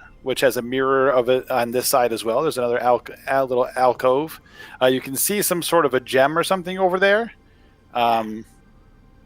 in the wall, but you're not entirely sure what it is. Yeah, I'm gonna Misty Step over there. Hang on, let me find my blessed tokens here. Hang on a second. This would have been a good opportunity for an overhead map shot of the terrain build. This would have been. Oh. I'm only busting arch tops. We literally did a video on how to use 3D terrain Monday. Yeah. So Misty Step gets you what? 30 feet, right? Yeah, so I would move the difference. Just throw some blessed tokens on you Oh, I was from our chest and trove status tokens. like, what are you doing? I'm blessing you. I've blessed you all. Why is that when Goldie did that? I just saw like the end of A Christmas Carol, and God bless us, everyone. Oh yeah. Let's see. So 1, 2, 3, 4, 5, 6 will get you there, and then you could walk. Yeah, you could get right over to that. Okay. As you get close to it, when you get to about here, Mimic! the heart begins to glow. You say the heart begins to glow? Well, not the heart, the stone. Wow.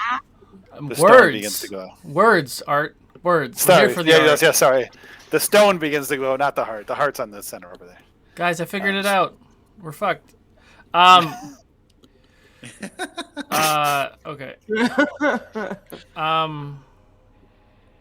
Okay. Let's see. And what do I... Oh, dumb.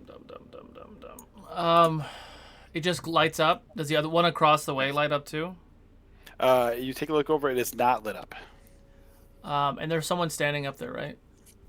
There is, and you actually see this guy over here. He does kind of like turn his head, which is like the first movement out of either one of these beings.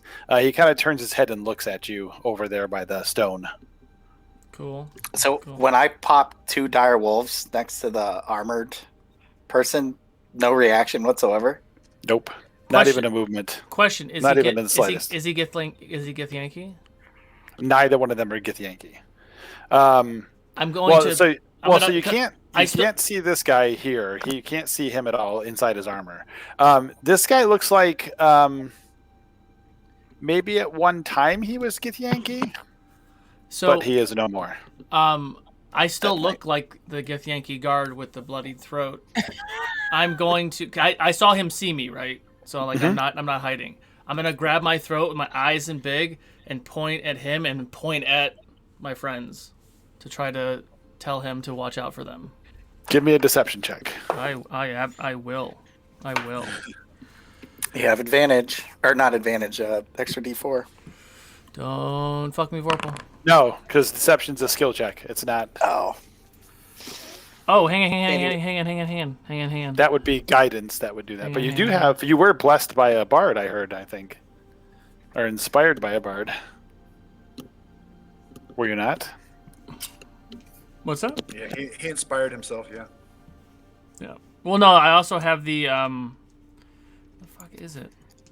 When all my silver tongue, so all my stuff is, it's just automatically a 10 if I roll below that. Gotcha. And what was it, deception? Why can't I find deception? I do it all the time. So that's a 23. Okay. So you kind of grab your throat, you point back at them. The creature up by the heart, he kind of turns his head and looks back towards the group. Okay. That ends my turn. Okay. Korbog the Ghost Hammer, because you guys all rolled better than my bad guys.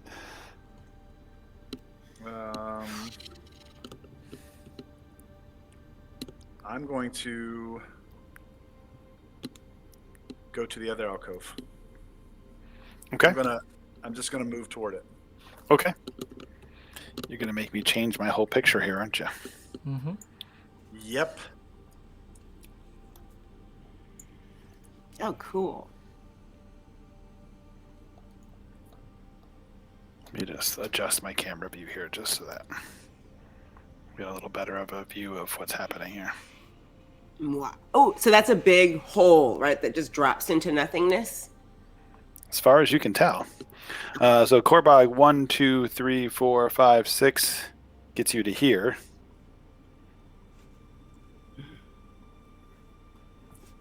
Do I attract any attention as I move?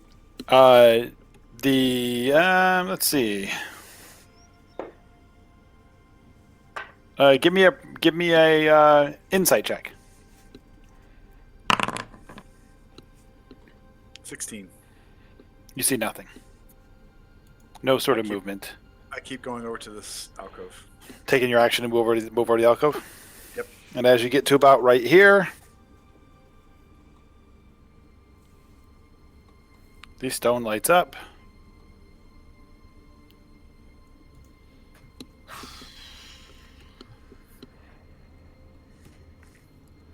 And with all powers combined.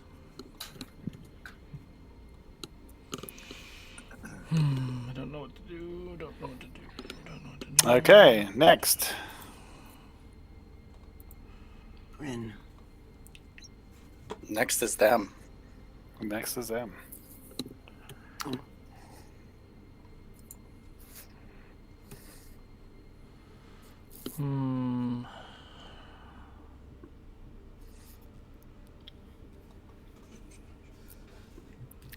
Okay, so the guy up here, he kind of moves forward to step in front of the heart, and when he does that, he starts to wave his hands around, and he casts a spell. And over here, a inky blackness starts to come up from underneath where this. Remember, this is one of these, right? It's like a like pillars kind of holding up the ceiling. From beneath it, like this inky blackness starts to pour up seemingly out of the floor, and it starts rolling over the room, reaching 60 feet. So 10, 20, 30, 40. It gets just about to him, and over to the alcoves, and it goes out the door that you guys came into, and all of you can give me a saving throw of some sort, a Constitution saving throw, and don't forget you do get to add a die 4 to this because it is a saving throw. Would he still do that to me because he believes that I'm an ally? Yes. You said con save? Yep. Okay. The fuck? 4 balls. And do we get a bonus to that? You get a die 4 because it's a saving throw. Hold on. I'm coming. So let's see who's. Oh, Corbai's not near anybody to give them a bonus. So. Oh, crap. It's being dumb. There we go. 22 for me. Roll the 4, so that's 6, 10, that's an 11. 11 for me. Oh my gosh. 7, 4. 8. Corbai. Goldie, what'd you get? I have to. My thing is still spinning. Hold on. I'll go to my physical dice. 1 second. So 7 plus 4. Okay. So 11. what shape? Oh, okay. 11. What shape is this blackiness art? Is it square? Oh no. It's circular. 6. So it's the inky cloud kind of linked out. It's a big circle. Oh, you got one for me? I think so. I'm 7. Woohoo! So make it a 60-foot centered on right there.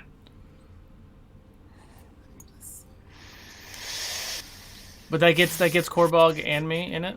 Hang on, it might not, depending on. That's 60 feet right there. Let me see. Make sure it's. Oh, These are hang on. 5-foot squares. They are. 60-foot radius.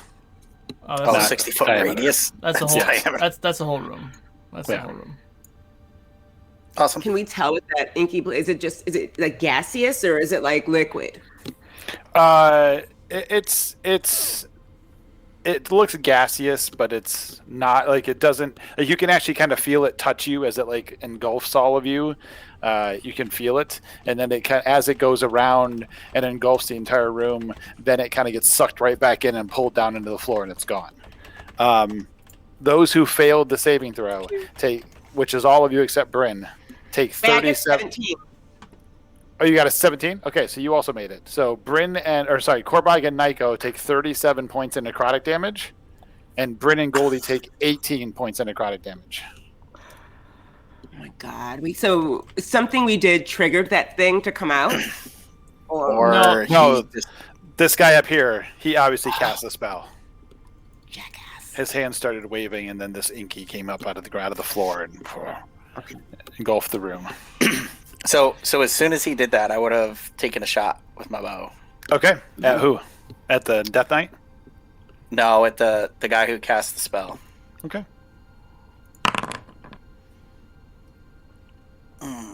That's not gonna hit. +5, 9 to hit. That is a miss. So the arrow goes zipping past him, strikes the obelisk, and the arrow just breaks and falls to the ground.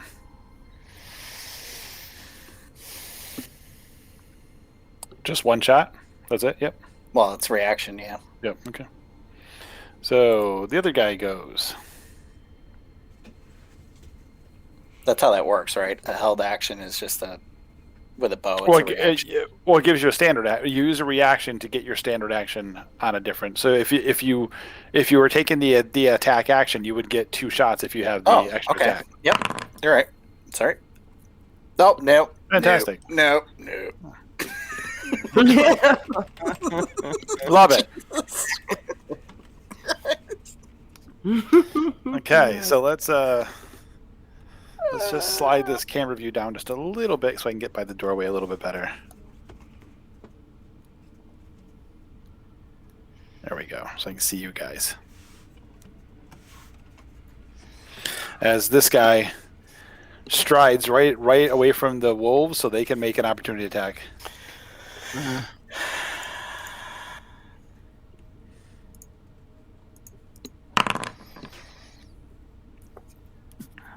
Black Wolf hits. Maybe. What'd you get? Dear Lord. Hold on.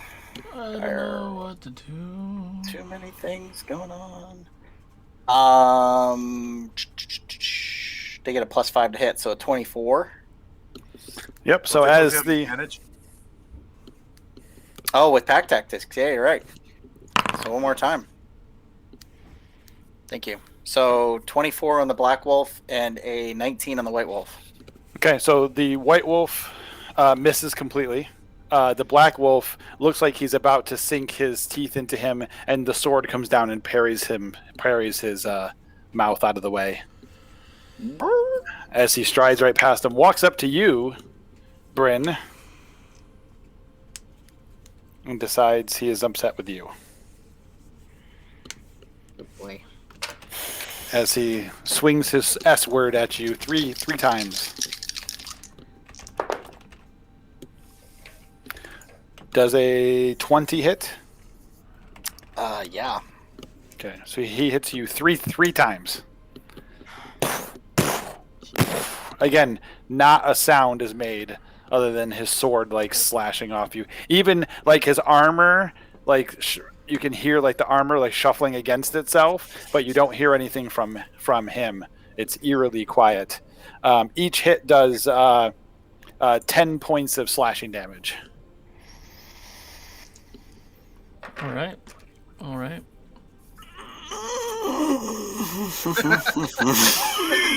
Watch it. Top of the order, Bryn. It is your turn.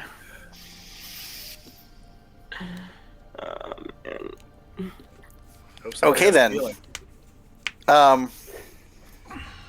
Well, There should be So- actually a second guy up there because they have 2 different initiatives, but they happen to go in the same. Well, they happen to go in a row, but still. Got it. all right. So I'm gonna make you adjust again. I went ahead. I want to head over here to the left toward the alcove that Korbog's at. Yep. Um, Are you drawing an opportunity attack? I'm gonna bonus action disengage Okay. because I can't afford to keep getting hit by this guy. So 30 feet gets you. Yeah. Run as far away from him as I can. And then I will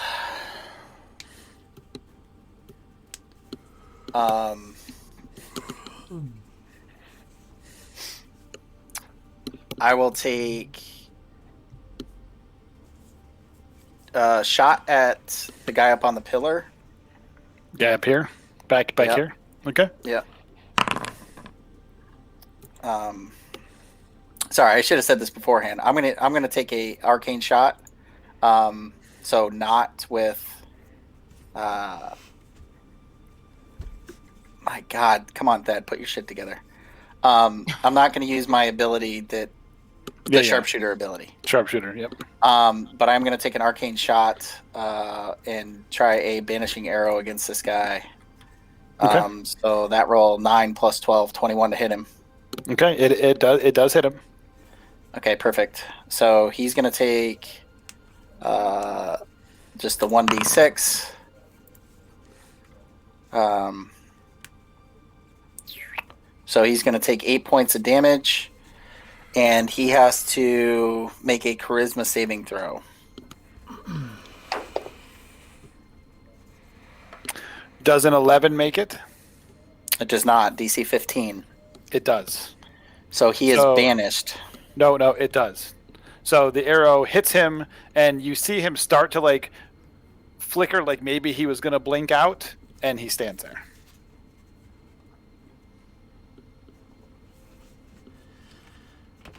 Legendary resistance. Ho, ho, ho, ho, ho. It hurts. It hurts. No. So would he take the extra force damage or no? Sure, yeah. Okay. So he's going to take 2d6 force damage. So he takes an extra 10 force damage. Fuck it. I'll just start slinging some arrows at this dude. Oh, Shit. So close. So plus 12 though, still an 18 to hit. Or 18 sorry, hits. yeah, 18 to hit. 18 hits. He'll take 2 plus 6, 8 points of damage from that. And I'm going to action surge, and this time I will use my sharpshooter feat. Keep shooting at that guy. 2 different shots. Both 11s. Do 11s hit? 11s do not. They fly. Or sorry, past him. plus 7, so 13. 13s do not hit either. They fly past him. God, Not by much. They zip like both sides of his head, just past his ears. Like, had you had one higher, you probably would have hit.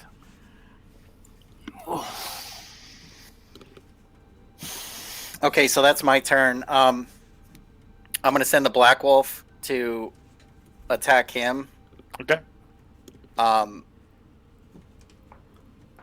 Actually, screw it. I'll send both of them to attack him. So we get pack tactics. So the Black Wolf will attack him first. 20 to hit him.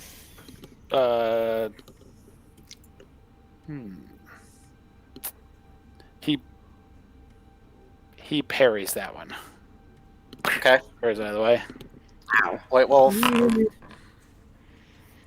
23 to hit him. That one hits. 7 plus 3, 10 points of damage. and he might fall down, right? What's that, Korbog? He might fall down, right? Oh, that's right. Yes. You need to make a strength saving throw, please.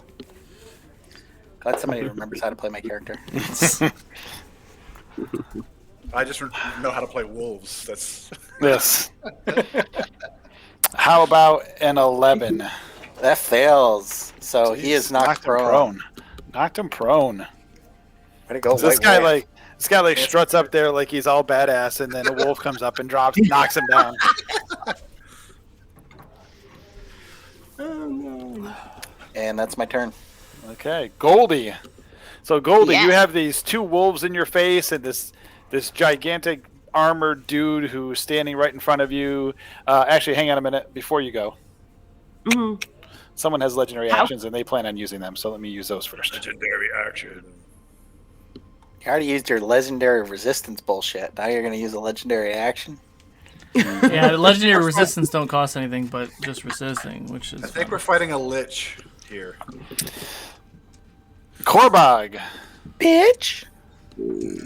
He the guy up on the pillar up there, he kind of like waves his hands and a stream of acid flies out of his palm at you. Is that, Let's see if he hits. is he casting a spell? Yes. Do I have cover?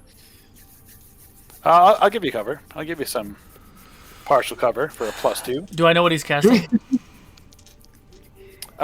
Give me an Arcana check. 18. He's casting acid splash. Okay.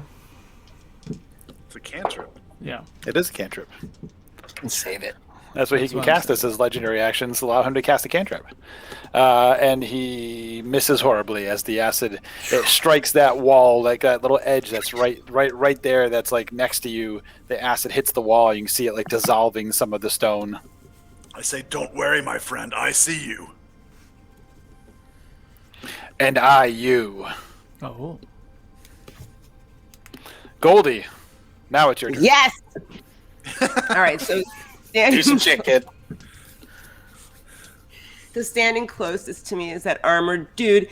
I would like to use my movements to move in the direction of here, over here, so that I'm kind of. Oh no, they would have an opportunity to attack, wouldn't they? It looks. Oh yeah, yes. Well, he's prone. The armored guy who is prone would have an opportunity attack, but he would be at disadvantage when he swung his weapon because he's prone. Oh really? Okay, good. Yep. Then I would actually like to move anyway and just chance it. Move over So next I'd like to. to move. So let me see. Let's make his attack. Disadvantage. So does a 21 hit? What the? Do I get? How the hell did you get a 21? Do I? Okay, I'd like to react when I put my shield up. Okay, so you cast shield. Yeah. 16 plus 5. Oh, that's exactly your AC. So that'll still hit you. So you don't want to bother Okay. because otherwise it'll still hit you. So he hits you for 11 points of damage.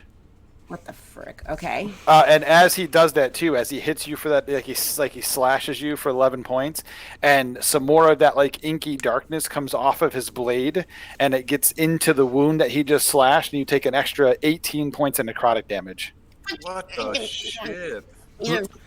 Spell magic. Spell magic. Anybody? Damn it. Okay, Goldie, your turn.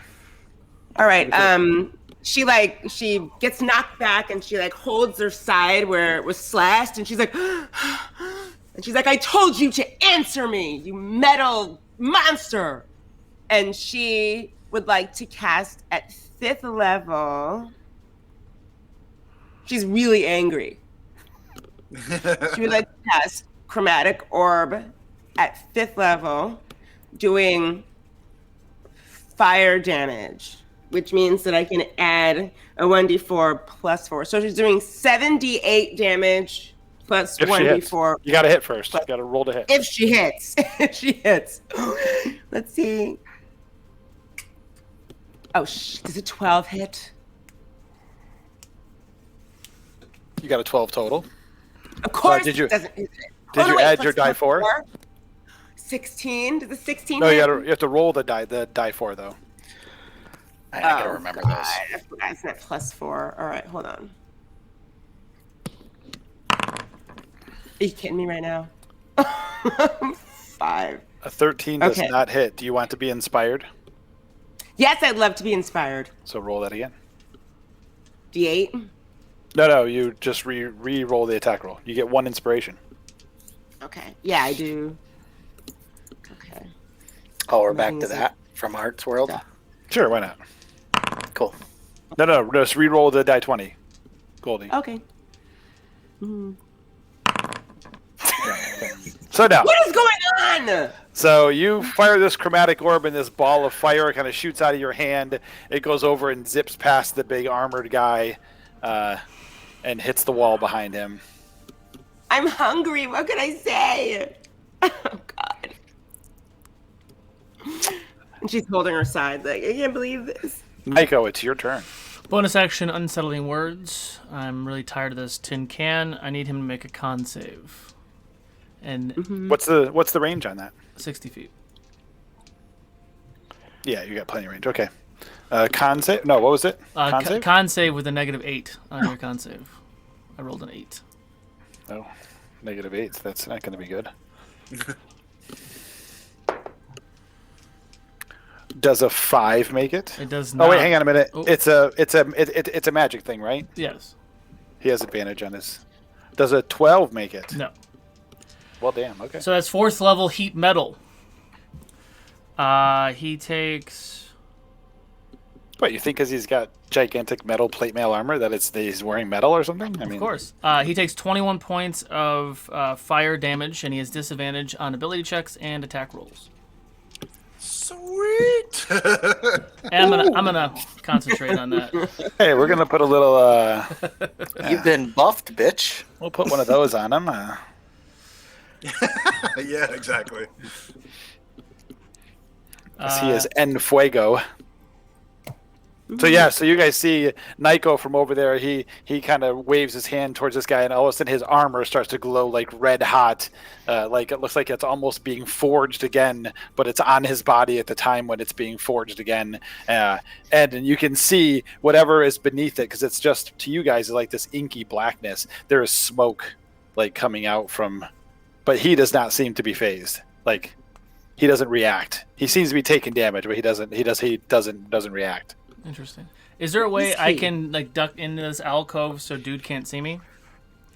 So you could move to the back of the alcove over here a little more. I can't see that. It would give you cover if he was going to shoot something at you. Yeah, but I need to see him too. Fuck. All right, now I'll stay where Well, I'm at. you could still see him, but you'd have cover from the wall, so you'd get a +2 to your AC if he was to try and throw something at you or anything like that. Yeah, why not? Okay. We'll put you over there. There you go. All right. You can just barely see your little foot sticking out over there, right there. I'll take it. Okay. Korbog the Ghost Hammer. Korbog says, "My tongue becomes steel as I vow. You will fall." And I move toward this guy. This. Yep, the one over there. How can I get up there? You can give me an athletics check, Or I Parkour. or you can teleport. I missed that. Right 5, 10, 15, 20, 25, 30. You can get bloop. Bloop, right there. And you can step over next to him. Yep. Yeah, and I step over next to him. And I swing. Actually, I'm going to give you an athletics check instead of teleporting. So, how far do I need to move? It's a total of, I think, 5, 10, 15, 20, 25, 30, 35, 40. Then I need to teleport. I teleport then. Okay. And then I attack him.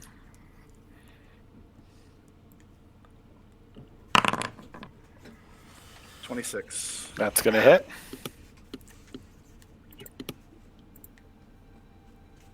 I'm wrong. It's 25. But anyway. Still Plus hits. Plus your D4. Still I hits. did not do it. Still hits.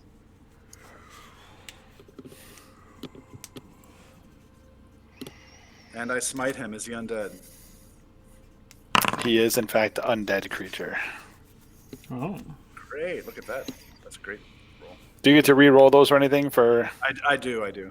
Because they're ones. I get to re-roll both of them, actually. Better. Yeah. That's an is average 11 roll. 11 points of I was going to say that. bludgeoning damage. 11 points, yep. Oops, I did not mean to do that. And let's see. I'm going to try to roll everything on purple today.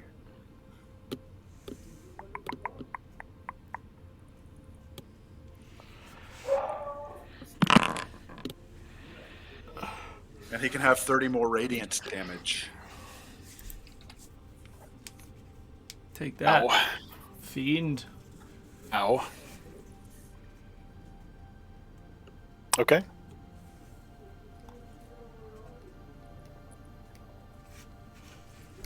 And I take it he's still up, so I attack him again. He's still standing, yes.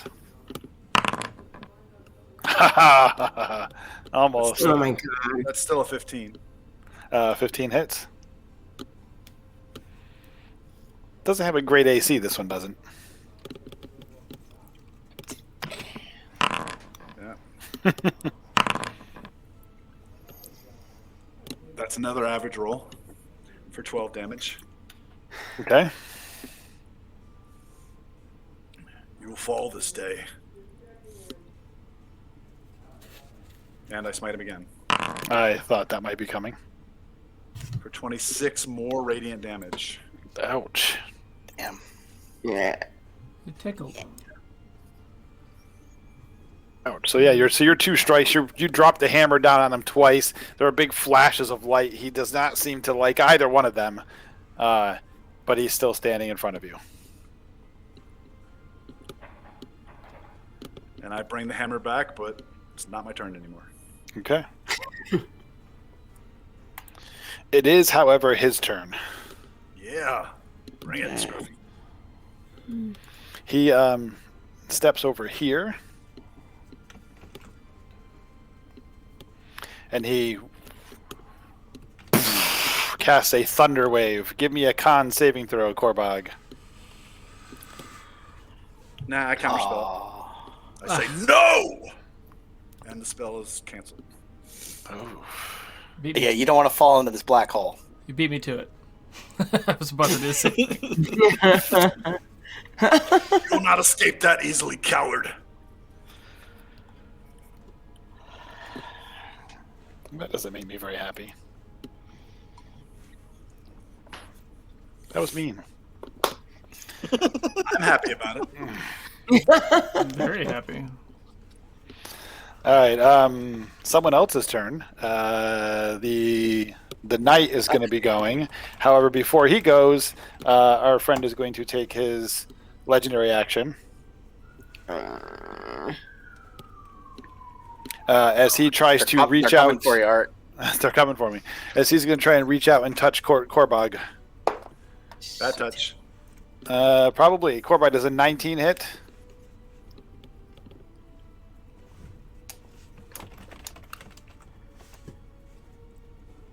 Your mic's off.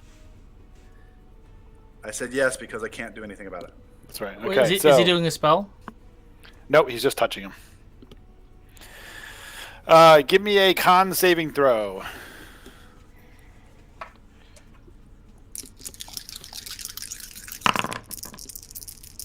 It is poison if you have any bonuses versus poison. I don't, but I do have an extra 4. I doubt I saved. It's only 15. Nope, you do not. So, take 10 points of poison damage, and Okay. you are poisoned. Well,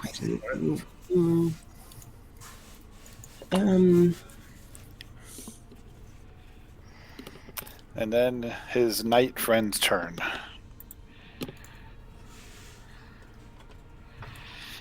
Right, so he, the knight, again walks away from the wolves. The wolves can make opportunity attacks. All right. Black Wolf. 15 plus 5, so 20 to hit. That can hit. Ice Wolves. 5 plus 3, 13 points of damage from the Black Wolf. And he has White a saving Wolf. us being pulled prone. Oh, yes, he needs to make a DC 13 saving throw. He makes he makes it easily. 20. He had to stand up too, right? Correct. Oh, what the hell is that? Let's see. 2 plus 21, 23 from the White Wolf. That'll hit. Good lord. Yep. And the White Wolf did 11 plus 3 damage. 14 points of damage, and he needs to make another saving throw. disadvantage on your saving throw. With disadvantage on both of those. Thank you, Chris. For why? Because heat metal. Oh, He be Yeah. fucked. Yeah, disadvantage on attacks and ability checks.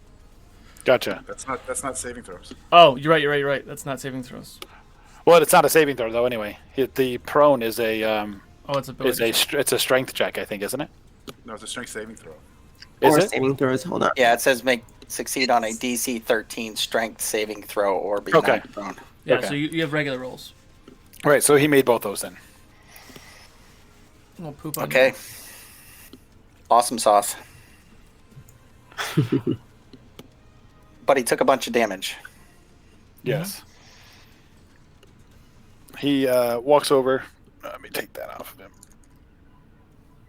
Oh, it's still his turn. Yep. That was it. And he casts a spell as well. Counterspell. And this ripple of energy comes flying out of the front of him. Not thunder. It's not a thunder wave. It's something else. Counterspell. Okay, give me a roll. What's my bonus? Is +5. That's a 12. That's a 17. 17, and that would be enough. It is counterspelled. What's the range? What's the range on counterspell? Anyway, just so I know. 60 feet. 60.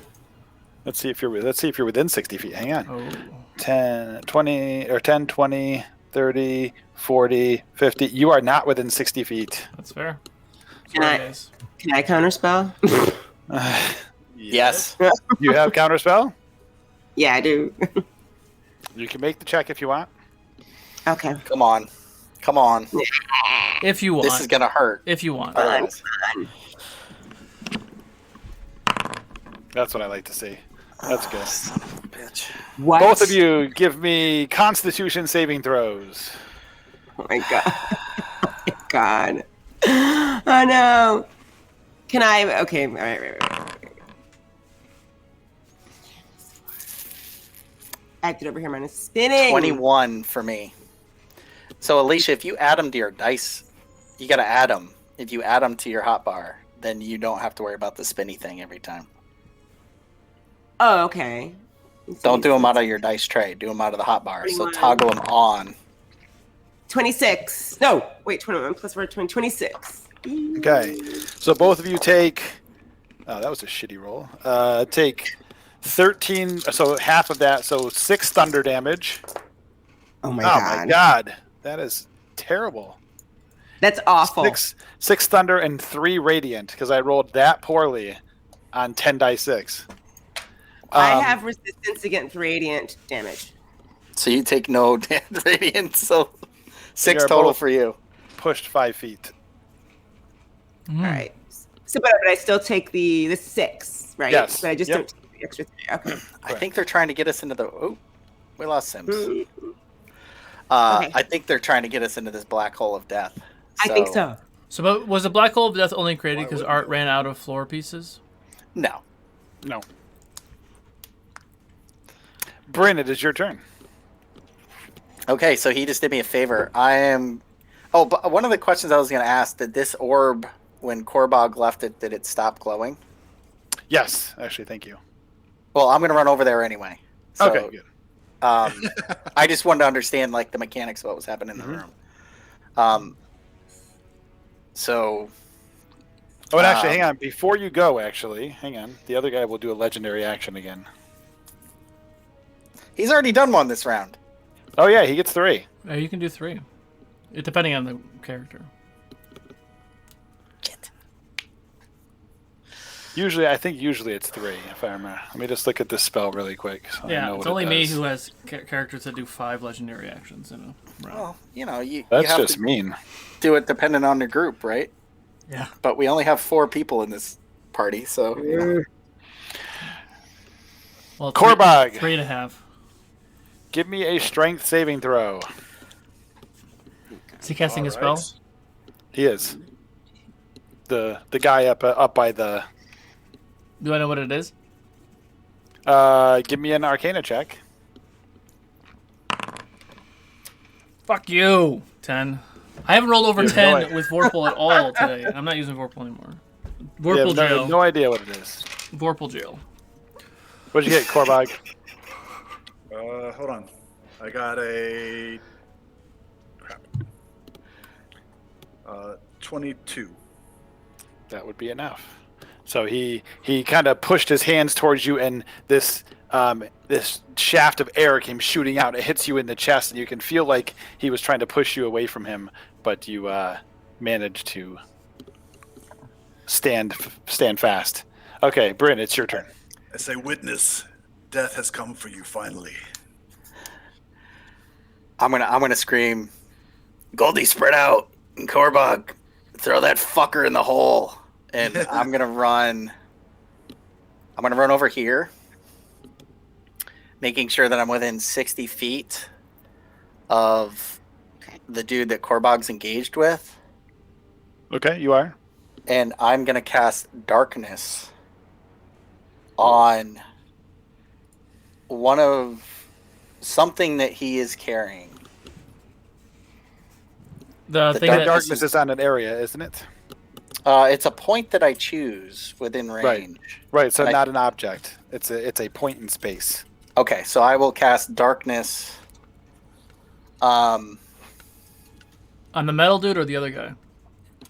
On the other guy, the one Korbog's with. I'll cast Darkness actually on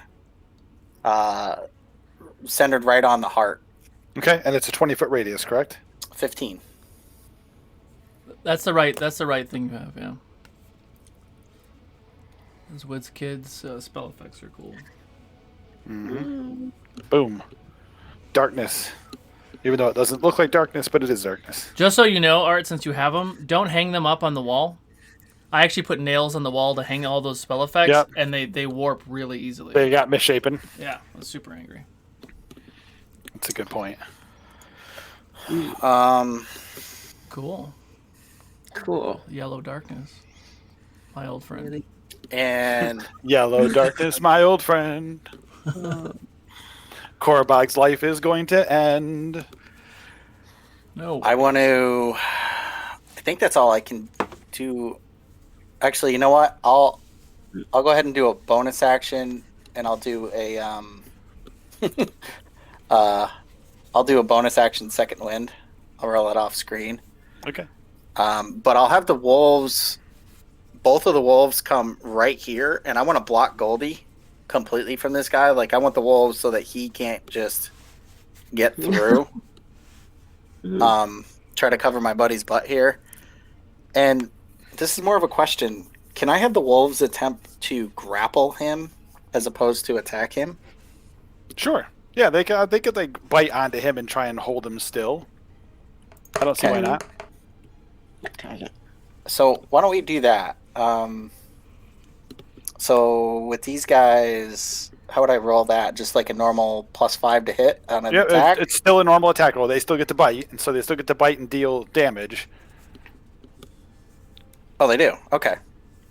All right. Oh well, actually, they probably wouldn't deal damage, would they? No. Yeah, So, no, so just roll their bite, and they're biting onto him and grabbing him and trying to hold him still. And do I get pack tactics on this or no? Sure. It's Why an not? attack roll, right? Yeah. Okay, so my Black Wolf. Let's see, 10 plus 2, 12, 17 on the Black Wolf. He misses. And the White Wolf. Nice, 25 for the White Wolf. And he parries it. Parries the wolf. Okay, that's the end of my turn. Okay. Before the next turn, the last legendary action, Korbog, give me another strength saving throw as he tries to push you away again. He's engulfed in magical darkness. That's okay. Doesn't seem to bother him. Not that you know that. You don't know that, but... And Korbog, can you see in the darkness? Yes, he can. Yeah, you I can can. see in darkness. Yes. So can I. You said strength saving throw? Yep. That's only a 14.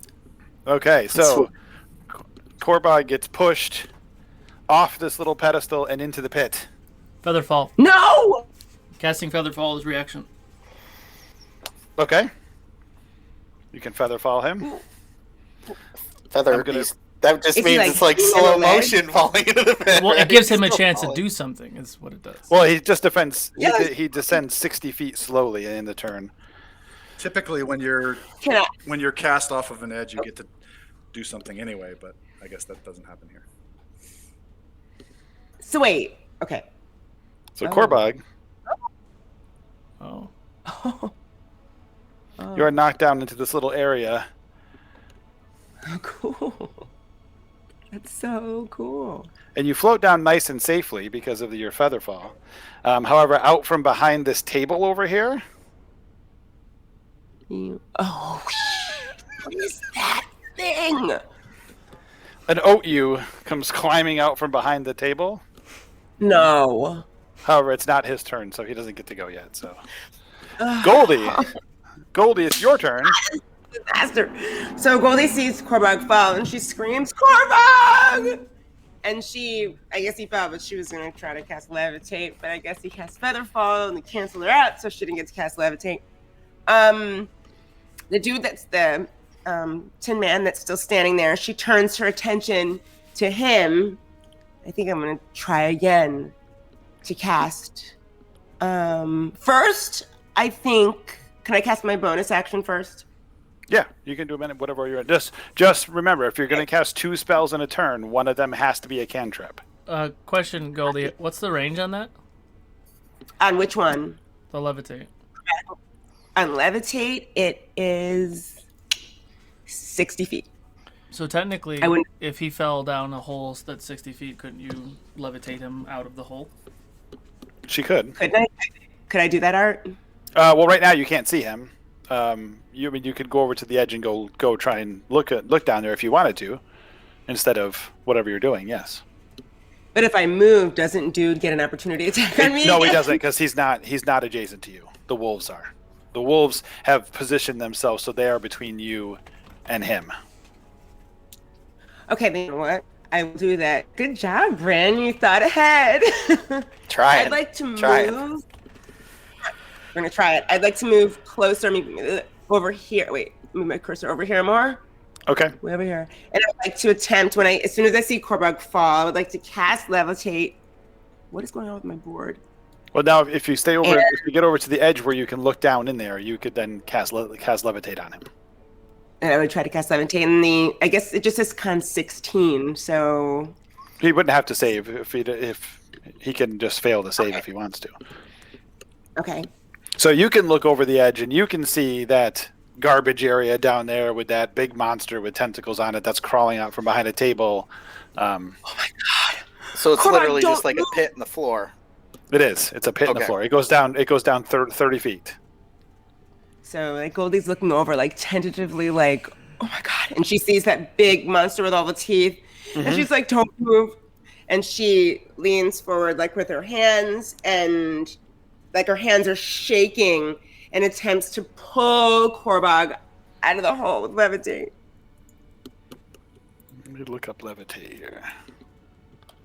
Art's like, no, you can't do it. You might be able to. I'm not sure. I haven't used Levitate in a long time. Let's see.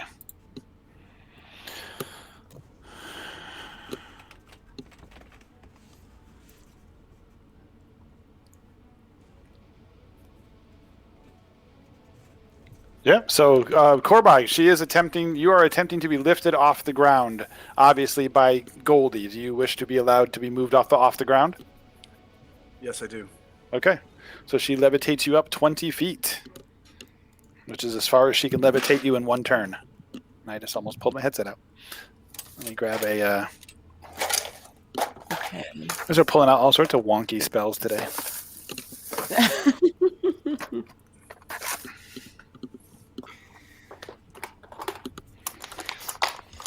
So if you read through that, Alicia, as I rise off the ground, I say, Goldie, when I say go, stop concentrating on this spell. Okay, got it. We'll put you right here because you're floating out of the pit a little bit. You're not actually out of the pit yet, but she's just I'm 10 feet from the bottom, though.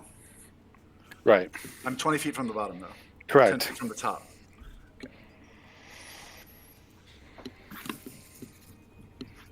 All right, and then for my bonus action, that was right. Can I cast Eldritch Shield? Yep. I guess on myself, Yep. which is just gives me +2 more to my armor class. Yep. That's all. Okay. So the creature in the pit. Uh-oh. Well. Okay, so the pit monster. He's it, whatever. He, she, it, whatever it is. So Korbog's actually over here. Boop. floating above. This thing is reaching out with its tentacle, trying to grab Korbog, and it is missing, for its tentacle only has a 15-foot reach.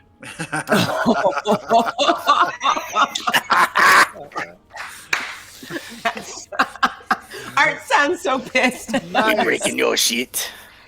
So instead, it kind of looks at Korbog, and Korbog, you hear a voice in your head, and it's a very food.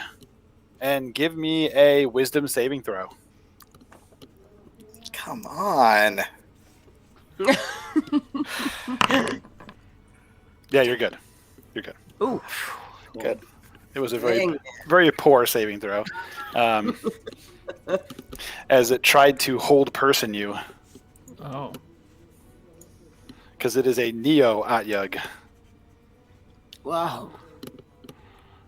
And Nico, it is your turn. So at the beginning of my turn, Mr. Metalhead takes 25 points of fire damage as my bonus action, and my regular That's a action Nasty spell. Key metal, so good. does a 29 hit the Lich dude? Wow. 29. Well, it's in the darkness. I have- Oh, you can see through I it. have You Devil's can see Sight. through it. So hang on. How much damage did you do? 25. How much? 25 from the heat metal? Yeah. Oh, that's a suck spell. I don't like that very much. Okay. Not a big fan. What'd you get against the Lich dude? 29. 29's a hit. Not much I can do about it. That is 20 points of fire damage as I firebolt him. As he goes down. Oh. Excellent. Just because it's driving me nuts, can you twist the phone so that it's not like... Please, use that ball joint. You don't like the Dutch camera angle? I love the fact that it just drives you crazy. It's making me a little cautious, honestly. If you're gonna leave it like that, you have to narrate the fight as if you were Werner Herzog. Better. All right, that's much better, thank you. As the Lich goes down. Anything else, Nico? Bastard. No, I'm good where I'm at. Korbog the Ghost Hammer. 20 feet from the lip here, right? Yep, you are 20 feet, you're 10 feet from the lip up here. I say, I teleport in front of Goldie. Okay. Let's see. So, yeah, easily. Bloop, bloop. And I say, now. So she can cease concentration. Yep. Okay. Well played, kids. And then Bastards. I'm going to... I really wanted to at you to eat somebody. I'm actually going to just take a deep breath, close my eyes, and hold my hammer in front of my head, and this kind of inky smoke pours off the hammer, and I inhale it, and I regain 30 hit points. Does it cure your poisoned? Yes, it does. But I'll regain only 25. 25, yes. That's what I was thinking. Yep. Yeah.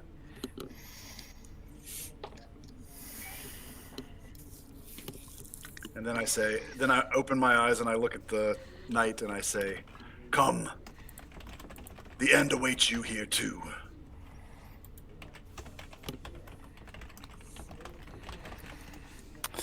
He looks a little upset.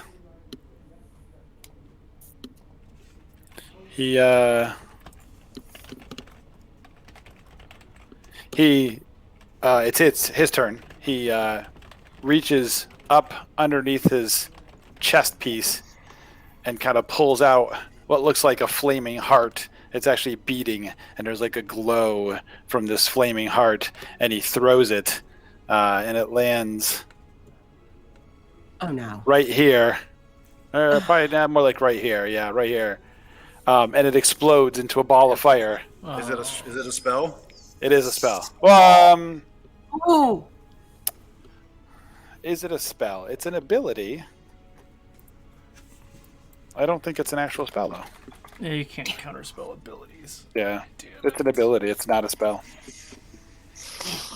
I even looked to see if there was a spell named that, but there's not. So he throws it out there. So you three over here and the two wolves.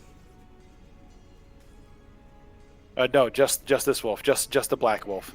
Give me dexterity saving throws. Nico starts to tiptoe out of the room. Wait a minute. Goldie gets +3 to this save.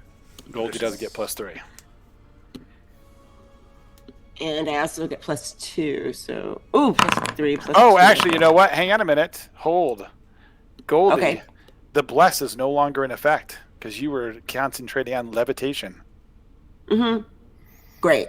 So don't forget the blesses. Damn it. Don't I don't have time to re-bless. You do not. So now roll your saving throw. Sorry, go ahead. All Without right. the bless. So 8 plus 3, 9, 10, 11. Yeah, Well. I think I rolled the exact same thing. Oh boy. We're what you call effed. 13. 11 for me. 13, 11. Bryn? 21 for the wolf and 21 for the wolf and a 13 for me. Okay, so the wolf makes it. The other. So the wolf only takes The wolf 35 makes points of it. fire damage. What? The other three of you I'm take resistant. take 35 fire and 35 necrotic. I'm resistant. So what does that mean? I take So you half? take 35 Sorry, necrotic one more time and on take that? 7. So if you failed completely, you take 35 fire, 35 necrotic damage. Goldie, Okay. you're resistant to fire, Yeah. so you Well, would that's take a matter of fact. You would take 17 fire and 35 necrotic, so 52 total. Mm-hmm. Oh my god, I'm down. Wait. 30. I use my reaction to cast Absorb Elements. Okay. No! I say. So you absorb the fire. Yeah, I guess. Yeah. So you just take 35 necrotic then. Okay, hold on. Let me see 7. Absorb elements is such a good spell that nobody ever uses. Do you absorb the whole thing or just half of the damage? Half of the damage. And my hammer catches on fire after I say no. Nice. Correct. Oh, that's right, because you can redirect it. Yeah. And- Just the And that's whack. just you, right? Mm-hmm. just him. That's just me. Yep. Okay, so Bryn's down. Bryn is down. And I'm down. Goldie's down. Because of the necrotic damage. That's why. Because of the necrotic damage. So the wolf is down, Goldie's down, Bryn's down, I'm The out. wolf is up. The black wolf Wolf's is up. up by 2 hit points. Okay.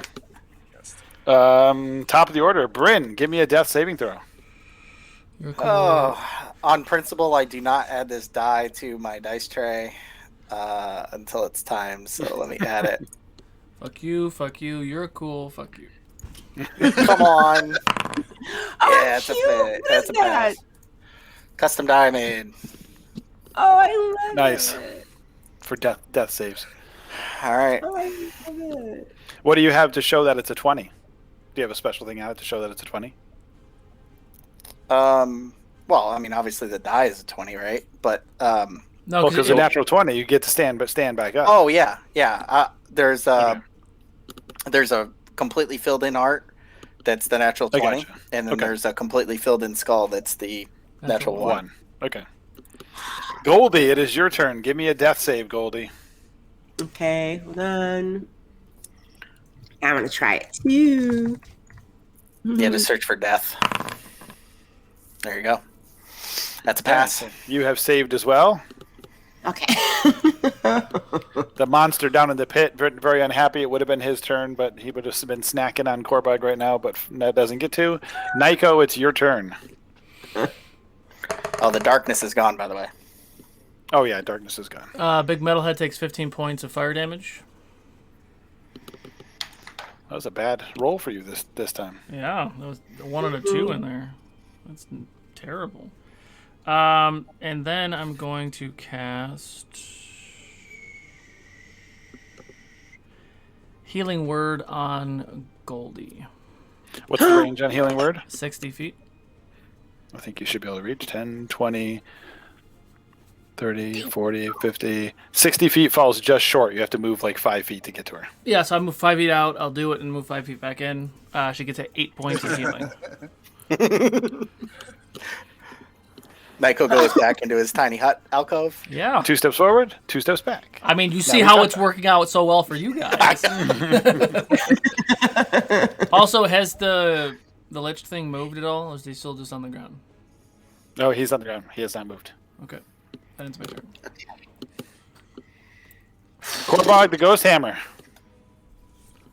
Get him. I walk over to Bryn and I say, "Get up, 15 my feet, friend." yep.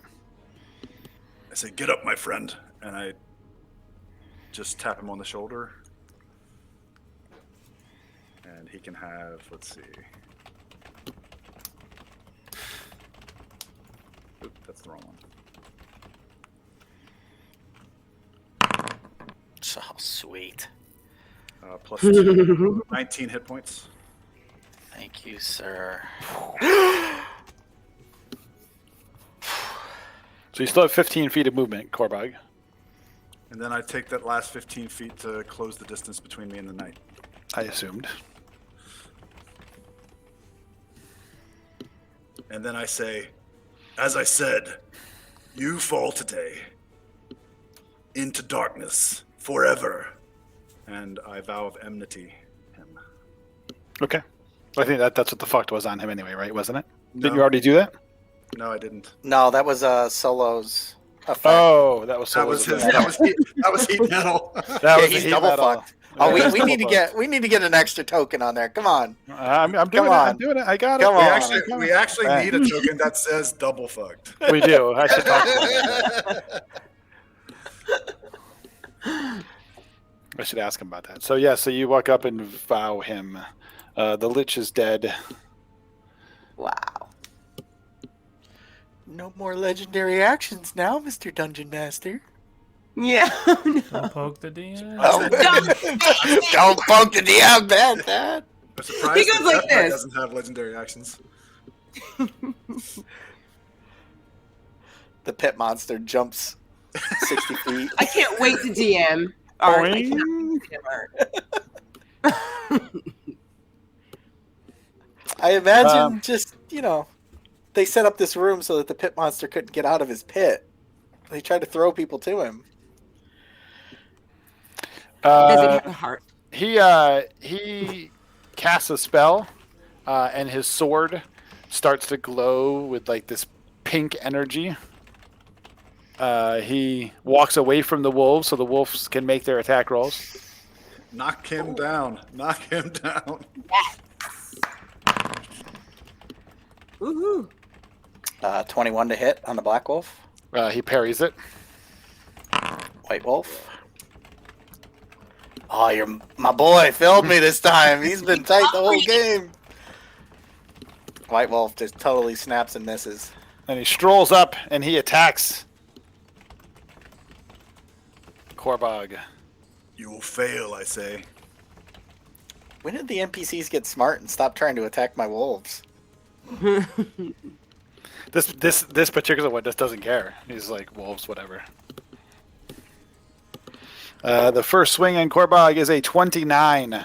Hit. Okay, so that's going to be 10 points of slashing damage. Okay. And then the pink energy on the blade comes, it goes over it, like engulfs your head and starts piercing into your brain as he hits you with a staggering smite. Okay. For an extra 16 psychic damage. And give me a wisdom saving throw.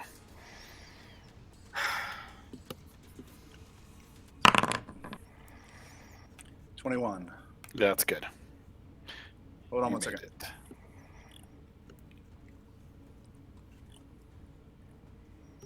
I would drop to 0. Let's see. How much damage did he just deal me? He did 10 plus 16, so 26 total. All right. I would drop to. Let me make sure that wouldn't kill me, so I dropped to 1 hit point. Okay. No. Okay. And then he swings his second action. Natural 1. And he swings his third action. 3. What the hell? Not even kidding. A 1 and a 3. Look. I love it. I told her that was his fate. Told him that was his fate. Okay. Top of the order, Bryn Vrog. I'm gonna stand up, you motherfucker. You're done. It's your chance to go from 0 to hero. Kill this fool. And yeah, this is definitely. I'm gonna sharpshooter this. What the hell? Come on, baby. Roll well. 12 plus 5, 17 to hit. 17 misses. All right, after I miss, I will drop the sharpshooter and take a shot. Come on. 18 to hit. Misses. He's They strong. both deflect off his shield. Okay. Oh, boy. Okay. Black Wolf engage. White Wolf engage. Pack tactics, baby. Nope. 15 misses. 15 misses. 22. 22 hits. White Wolf, baby. Come on. 9 plus 5. Or, sorry, 3. 12. 12 points of damage. Okay. And he needs to make a DC 13 strength save. Oh, DC what? 13. He made it. God, I am sucking this game horribly. I haven't done anything. Don't you know it's the season finale? Come on, dice. You're choking. We're fine. I've literally done no damage. I've done 0 damage. It's your turn. So do some All damage right. now. Yes. Goldie, it is your turn. Make your death saving throw. No, Okay. she's alive. She was healed. Didn't I already have one? Oh, you Yeah, were healed. Nyko healed her. Michael healed you. I'm sorry, I forgot. I didn't. Okay. So at least I'm tired of this. We didn't come here to be thrown into a pit and to be slashed with necromantic damage. We came here to save the world. And she steps up and casts True Strike, which is a cantrip, which she points toward the dude and casts True Strike, which allows me to gain advantage on my attack roll. So but it is an action. So unless you speed it up with your I'm going quickening. quicken, yes. Thank you. I'll be using 2 sorcery points to quicken spell and level 5 fireball. Well, quicken. So the True Strike gives you a plus to hit with an attack roll. Yeah, 16. Wait. So Fireball does not need an attack roll. No, it's just you have to deck 16. Right. Do I have to careful spell from where I am? Oh, so then, trying to see. so yeah, no, you would. But so my point just is that you don't need to cast True Strike then. Okay, cool. Otherwise, All right, you so would, otherwise it wouldn't help you in this case. Why did you move her up, Art? 'Cause I thought she was moving up to like True Strike him and attack him. Cormac's like, don't be moving things around. She said I thought she was going to make a melee attack roll and run up and swing at him with her True Strike. No, I'm itty bitty. I don't want to get close to anything that's going to hurt me, Art, okay? Okay, so instead you're going to Fireball him. That'd be deck 16 for you. Okay. But I have Oh no, there is no. It doesn't matter. You're gonna careful spell so that it doesn't hit your friends.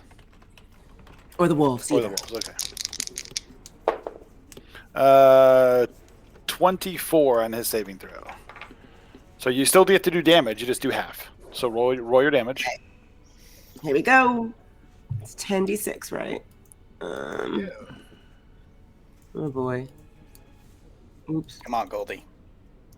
Come on, baby. Don't be a joke. Oh, look at all those ones. So 13 damage. Plus, wait, 27 plus 4. Okay. 27 plus 4. Got it. Wait a minute. Okay. I got it. So the Plus fireball 4. goes and it erupts and carefully does not, goes around all of her friends as the fireball doesn't hit any of her friends. And it does seem to make the armor that's already glowing red hot glow even hotter. Oh, that's a good question. Wait a minute. I need to look at something. Very important. Whether or not everything in melee has been taking fire damage because it's in contact with him, or damage every time they bite him. Mm-hmm.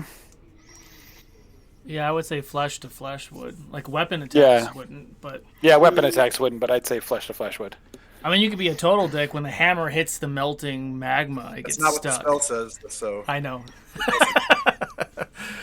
Yeah, it doesn't. The spell doesn't say that.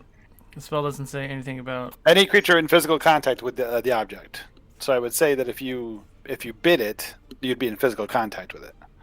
Oh, that's fair. Oh.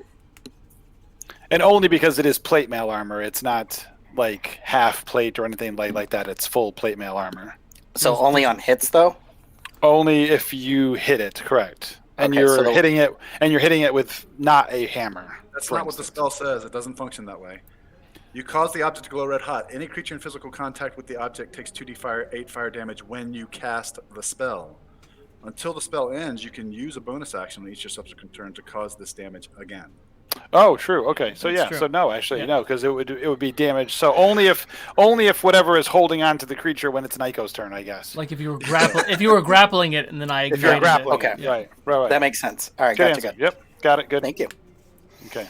So Goldie went. Goldie's done. The Atyug in the pit is flailing around, really pissed off, wishing he could eat somebody.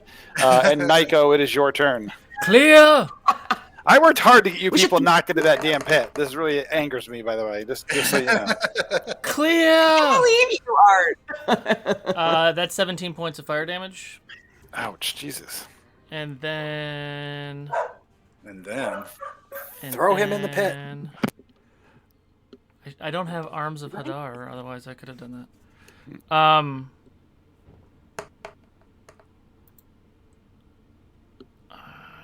gonna use my last luck point. Oh my god! And I think that misses. So yeah, I try to firebolt and it misses. Okay. Korbog the Ghost Hammer. We have a destiny, you and I. You are my density. Oh, I did want to move up to the platform where the lich is, though. Oh, okay. I forgot about You have a 30-foot move? that. Yes. That's only a 27. 27 is a hit, just barely. I was hoping that it would barely hit him. Let's see. He has your enmity on him, don't forget. I get to roll that 2 again. Damn. 6, 9, 14 magical damage from the Hammer of Korak, and I smite him. I assumed. I'm I assuming assumed he's there was a smite coming. Assuming he's undead. He is, in fact, a medium undead of the chaotic evil variety. Oh. Oh, I thought he was a good creature. I mean, he's definitely on Takes fire. 30 more radiant damage. How much? 30. Die, fiend. That is, in fact, enough. As your blinding radiance hits him, You see all the inky blackness within the armor just dissipates and like shoots out from all of the pieces of armor as the plate mail hits the ground, still glowing bright red, and the shield lies next to him and the sword lies next to it. Grab it. Grab the stuff. Put it in our bag of holding. Let it cool off. Korbach just says, "You're welcome." Jeez.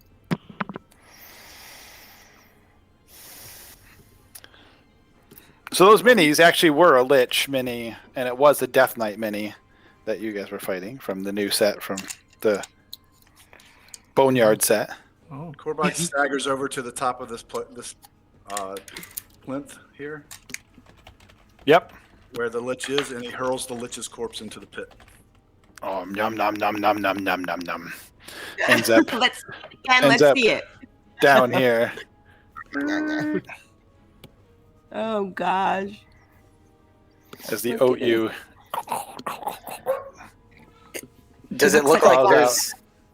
Does it look like there's any good stuff in that pit, or is it all just like bones and random shit that's been thrown? No, down you there? see like a cauldron over here. You see an open chest down here with garbage and stuff in it.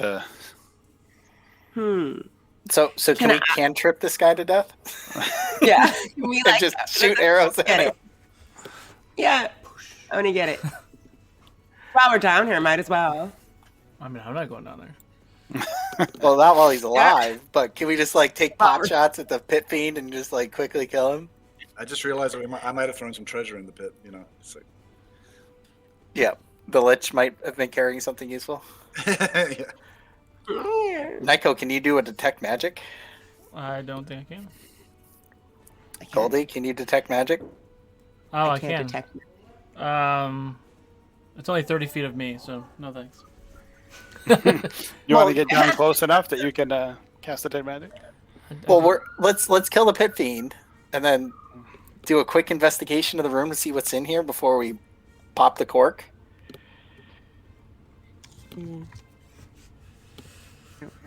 Wait, what did you say? But I mean, we're about to destroy the heart, right? So Yeah. before we do, because we're gonna get the heck out of here, like really quickly, kill the pit fiend or kill the pit monster. I keep calling it a fiend. Kill the pit monster. It could be a pit fiend if you want it to be. No, I could thank bring you. one of those No. out if you'd No. rather. That's No. what it That's is. 300 HP that I don't want to mess with. No.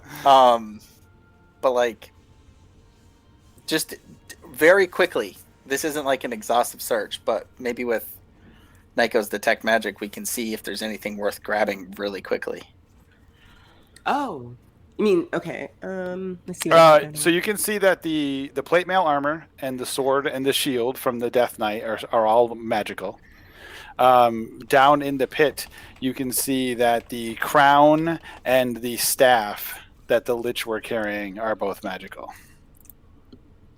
You're muted, Korbach. Wouldn't his staff still be up here? Well, let me see.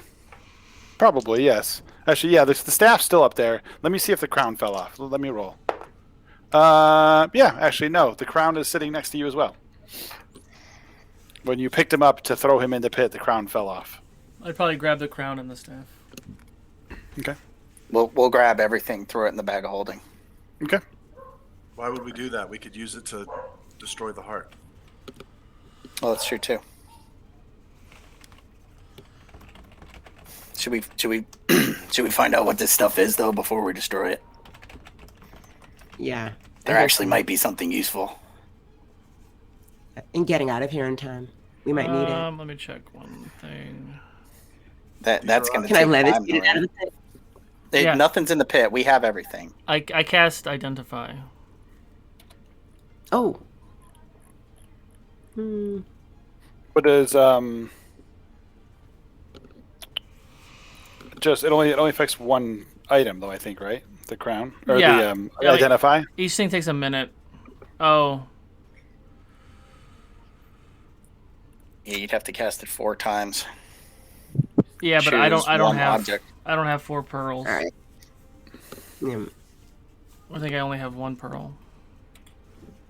You don't consume the pearl, do you? Yeah.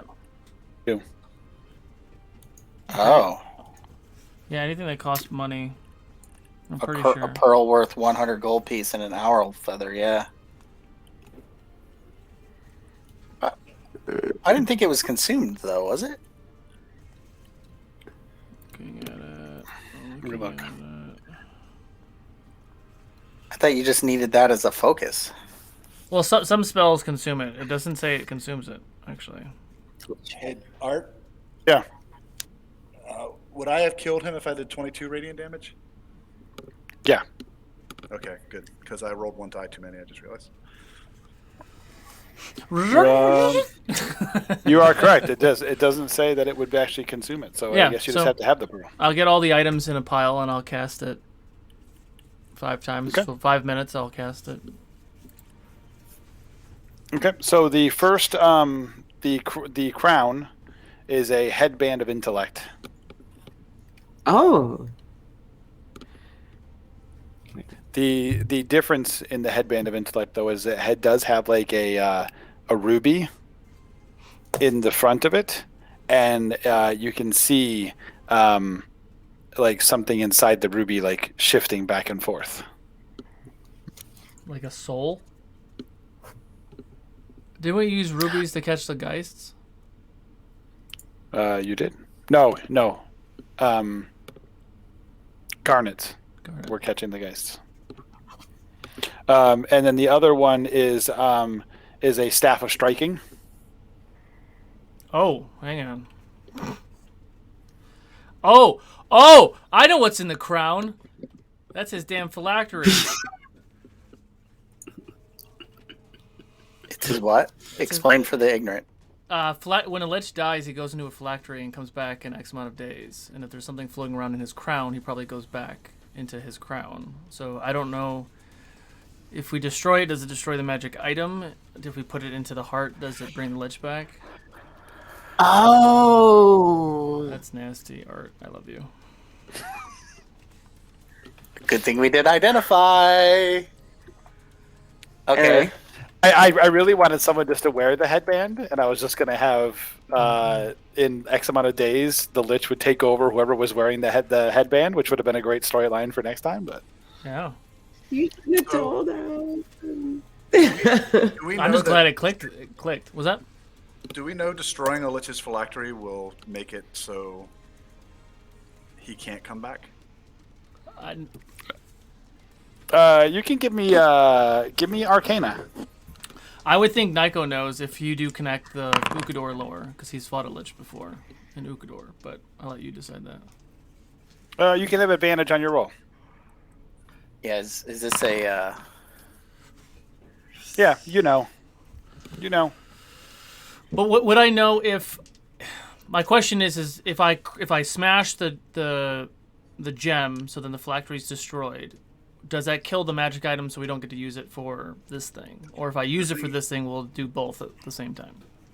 She told us that using the magic items to destroy the heart will destroy the items. Oh, there you go. Well, it'll suck their magical energy out of it. Use it. So yeah, I'll put that on. What about the other stuff? The shield, the sword, the armor?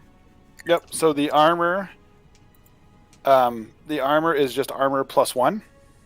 Okay, that's going into the heart. The sword is a sword of life stealing. Oof, Anybody want that? Ooh. maybe. I'm gonna hand the staff of striking to Goldie. You probably want to keep this. Oh, great. Yay, thank you. And the shield is magical? Yep. The shield. The shield is a pariah's shield. Oh. What is a pariah shield?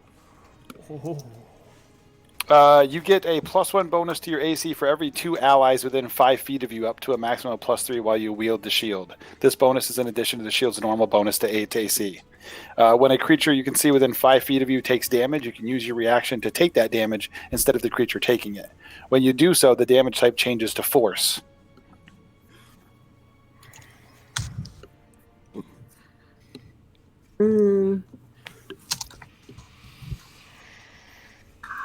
I see it. Oh, wow. Okay.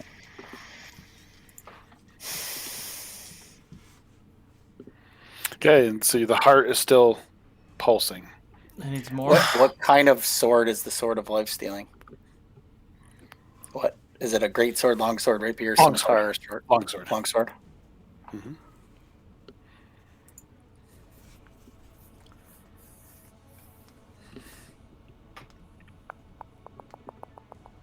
Which I technically could use as a fighter, correct?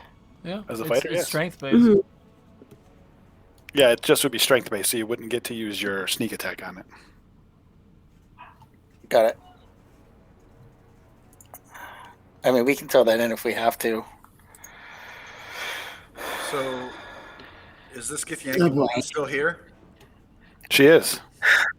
She didn't leave. You told her not to leave, so she stayed here. All right, so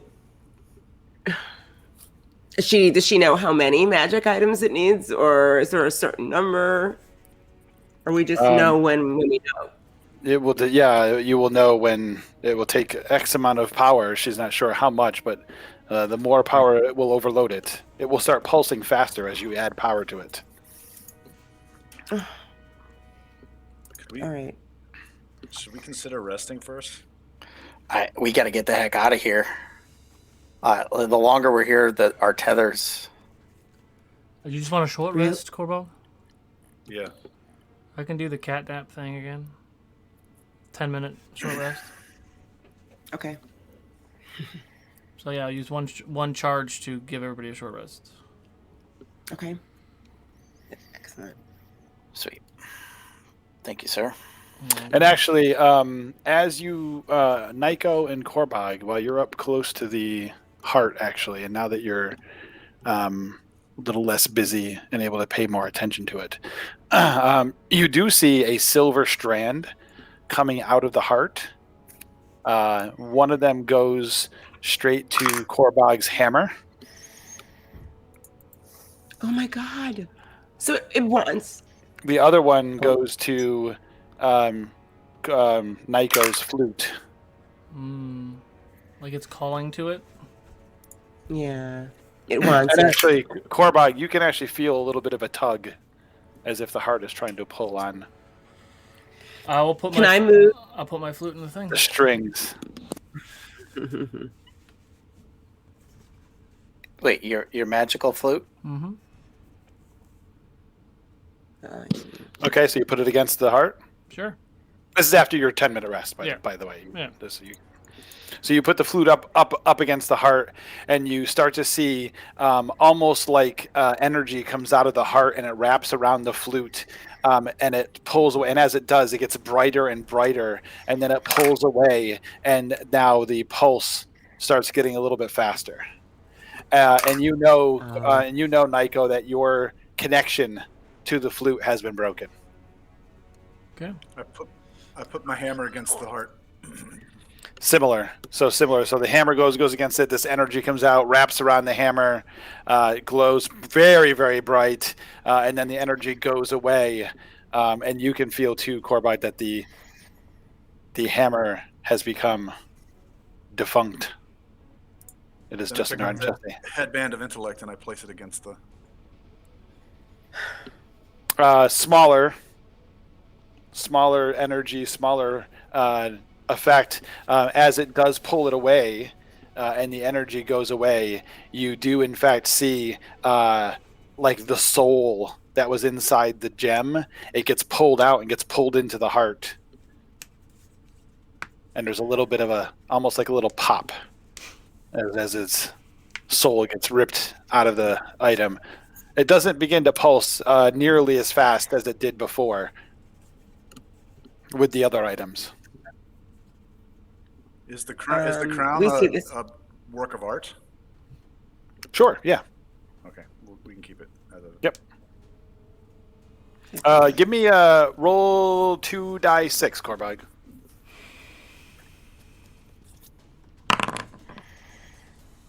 It is worth 400 gold. All right, I got it.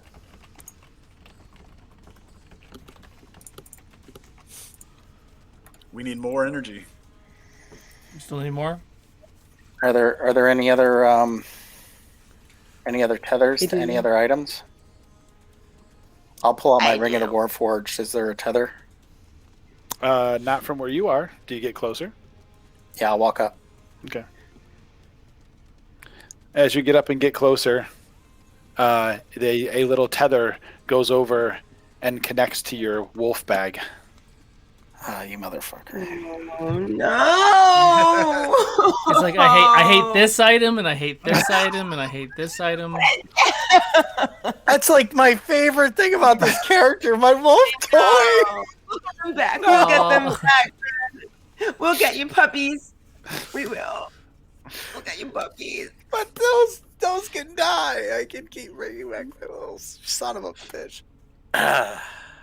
Well, And Goldie, as you get closer, a little tether flows out to your ring, which you already knew. that's where my brother left me. I knew this was My up. brother left me. Oh man, I lose so much with this ring. I lose Dispel Magic. I lose all the buffs I have. Oh god, you mofo. Oh, she slowly takes off the ring. I'll find you one day. We have And no you hold- idea that this is gonna work. And it consumes the ring, and then gets bright light, and it goes in, and now the heart is flashing faster. Korbog takes his maul and he breaks the haft. Does it break? Yeah. And I throw it into the pit. Nom nom nom nom nom nom nom.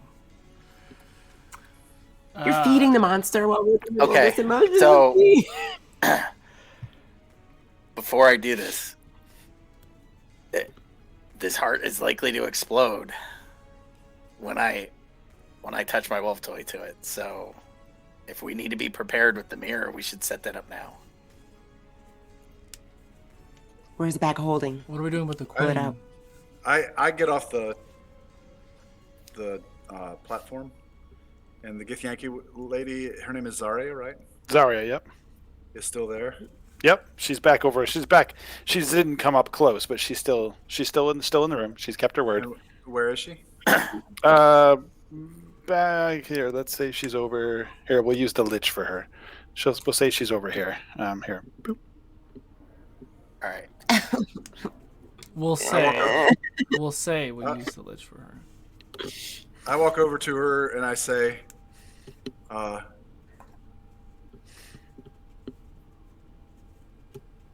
I forgive you. And I walk away from her. Zarya, get your ass up here. What are we doing about the queen? What? What do you want me to do? Come here. I want you up on this platform for a second.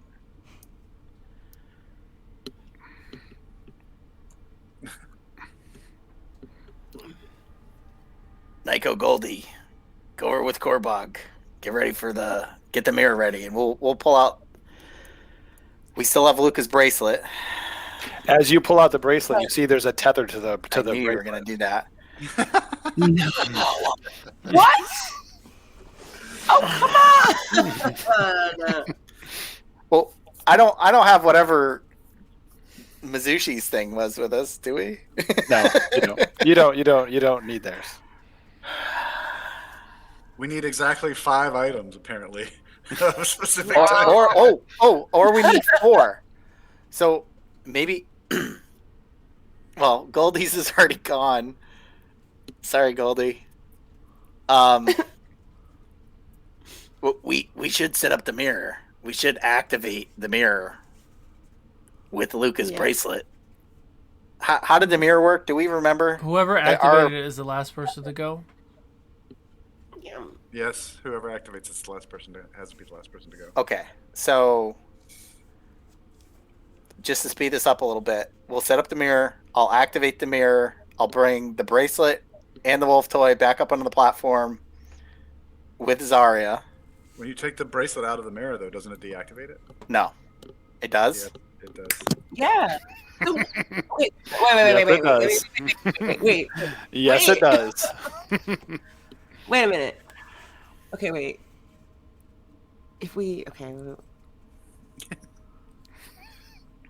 I love how much you're struggling over this. This is great. Okay, yeah, just Are you gonna put your wolves in there or not?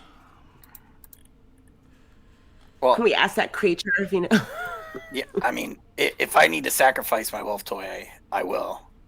I mean, are you gonna sacrifice the wolf toy or our way out of here? The wolf toy would go first. I mean, I wouldn't get rid of our way out of here. Do we have any other options? What if it needs Luca's bracelet too? What are we doing about the queen?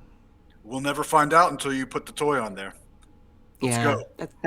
How are we getting out of here? That's my only concern.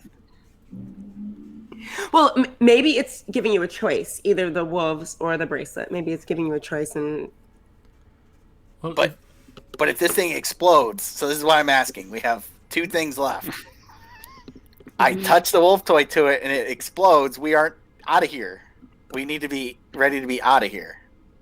of course. And if it doesn't do anything, then we take the gem out of the mirror and we put that in there. yeah, and that way, I mean, we perish, but at least we've saved the world. Okay, fuck it. So I'll put the wolf. The mirror is on. Okay. All right, be ready. Yeah, Nico, you have the bracelet. I guess I'll give the bracelet to Nico. Okay. Why would you give it to Solo? And I, And he's been the bad guy the whole time. Yeah, not. Yeah, But Nico no. is not. but just to confirm, if I will activate the mirror while he's doing this, and then everyone can rush out, and then I'm the last one to go. You have to be, yeah. Yeah. In order for that to work, Got it. as soon as you go through the portal, the mirror deactivates. Got it. Got it. Okay. So I'm on the platform with Zarya. I will hand her my wolf toy, and and I'll say, listen. I would have normally have killed you, our friend Luca, and you took her life. She would not have wanted me to kill you, and that is the only reason that you're surviving. If you truly do feel poor and don't feel well about the fact that you killed our friend, don't follow orders stupidly. I know better than most. She puts it against the heart. What happens? And the same thing, engulfs in energy. The energy is pulled out of it, and now it's pulsing very fast. Very, very fast. Like it's going to give you a seizure fast. And it still needs another item. Orcus is going to notice this soon? What's that? Don't you think Orcus is going to notice this? Yes, we're kind of dawdling. Well, okay, then how do we get out of here? Now what? We walk. We jump to the mirror. Corbide, now that you've mentioned that, Corbide, give me a perception check. What about those 2 hearts? So it's clear that that's a 12. How is that a It's clear that his item didn't do it. Yes. It is clear. Now it's flashing very fast. Then I pull the necklace off the mirror and I go put it on the obelisk. As you do it, the energy is pulled out of it. The heart starts to pulse even faster and faster, and as it starts pulsing faster, you can start to see cracks forming throughout the heart to the point where the heart now explodes. As the heart explodes, there is like a little hole in space for a moment as everything except for you guys starts getting pulled into this hole. You see the room get pulled in. You see the castle get pulled in. You see the entire city get pulled in through this little tiny hole, and poof, it's gone. As you guys start free falling through the astral plane, you can see the 4 of you free falling. You can see a head come falling down as well, and you can see the queen as she is falling as well.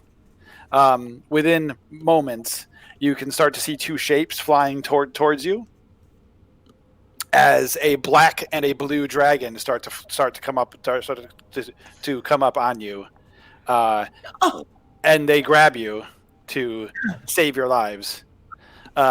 As they are flying you away from this spot, and you look back, you can start to see pieces of the astral plane literally like falling. Like you can see like a crack, and there's blackness behind it, and the piece like falls and disappears as it starts to crumble behind you. You guys make it back to their cave, which he originally first had you leave from. And as you get there, you can see the rest of the astral plane fall apart behind you, and the wall closes as you are now back in the normal cave. So the dragons did pick us up, and the queen, right? And the queen and the head. Okay. I was gonna mage hand the head if it didn't grab the head, but yeah. I don't know. Is Luca's head only 5 pounds? I mean, Mage hand is 10 pounds. Just saying. Oh, it's 10 pounds. Yeah. She's pretty bullheaded. It might weigh a little more than that. I mean, it's leaking, so. You do notice that the 2 dragons are no longer Dracoliches. They are back to being just regular black and blue dragon. As they land, they kind of look at you and they're like, "You were successful. You managed to rid this land of Orcus." Indeed. We had to give up our most prized possessions in the world to save it. Yeah. You're right. You're right, Goldie. I put my hand on her shoulder. We had to give up very little altogether. The queen actually wakes up and starts to raise her head, and she's like, What happened? What was the last thing you remember? It's been a long friggin' time. We were in the woods, and we were ambushed by my guard. He betrayed me, and that is all I can remember. Oh. Boy, have we got a story. How much time do you have? We need to. Yeah. We'll need some ale and a chair. And a chair. And she looks down. She looks down and she sees Luca's head on the ground, and she starts to tear up a little bit. And she's like, Oh. "What is my sister doing here? Where did she?" That's what she said. And then she sees the dragons. About that chair. This isn't your whole sister, it's just her head.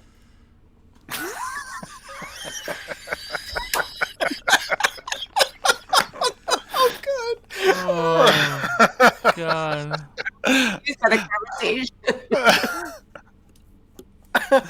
Goldie, your brother would never talk to a queen like that. I'm just really confused. But what she's never mind. Oh. Okay. I think a I long need that story. chair. Yes. We need to get out of here. Yeah, let's take you back to your city and your children. A long time has passed. Take you back to your adult children. Have a little fucking sensitivity, all right? Jesus Christ. I whispered it. He didn't really say that. I whispered. He wasn't using the Nico voice. How much time has passed? Just a little bit. 16 years. Your city's been under siege. Goldie's brother is evil, so is her mother. We're gonna kill her soon. Like her face becomes very somber, and the tears start just flowing out of her eyes now, as she's my children. Are they okay? Yes. Yeah. They're okay.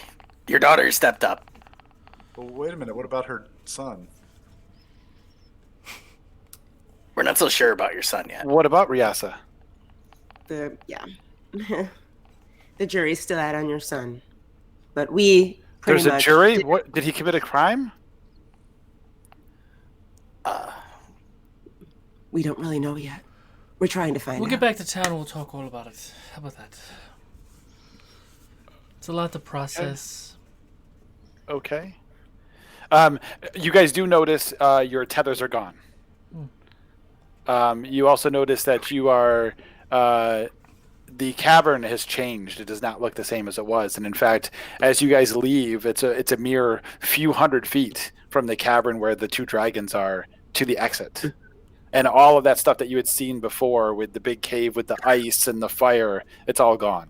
It is just a mere just a cave now that leaves the mountain and ends up on the beach.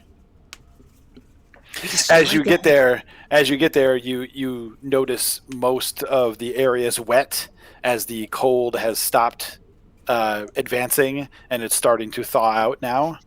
So even where the water doesn't come up on the beach, it's kind of wet, and where the ice and stuff was there, and now it's all starting to melt.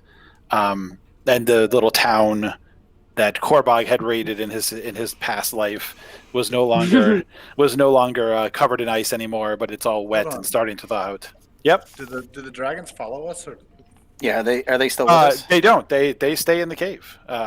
You can certainly interact with them if you'd like to before you leave. Well, I say,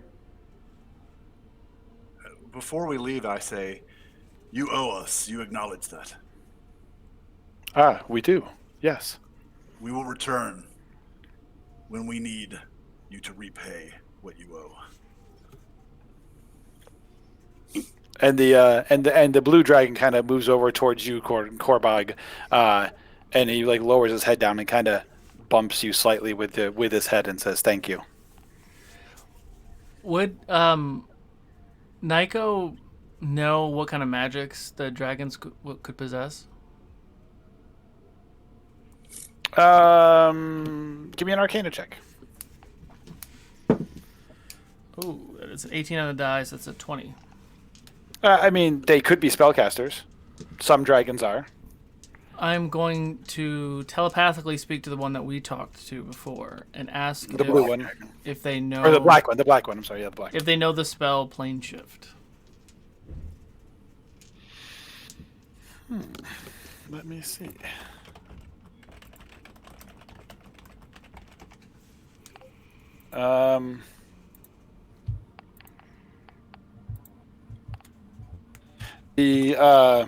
So you're talking to the black one. Sure. Yeah, I mean, whichever one that we're familiar with, because the other one was imprisoned or frozen or something, right? Right. The black one did cast good restoration on us. Mm-hmm. Oh, that's right. Yep, he did. So he looks at you, and out loud he says, "Yes." Would you be able to send me home? What? I could. Is that what you wish? That is what I wish. And I'll look back to my new friends. It has been interesting to be in your company. It has, you've kept me alive, and I've kept you all alive as well.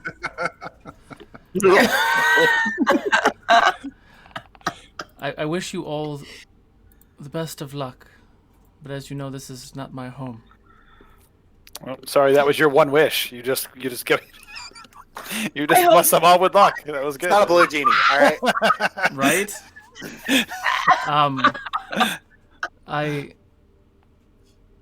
I need to find my family again. And I may not get this chance again. Seems fair. You've been. I hope you find your stalwart sister. companion. I wish you all the best, Nicaro.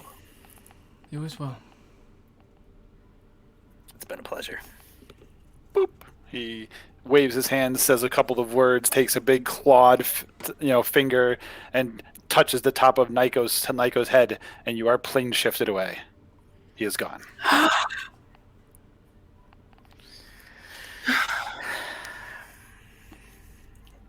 It was nice having a furbog with us.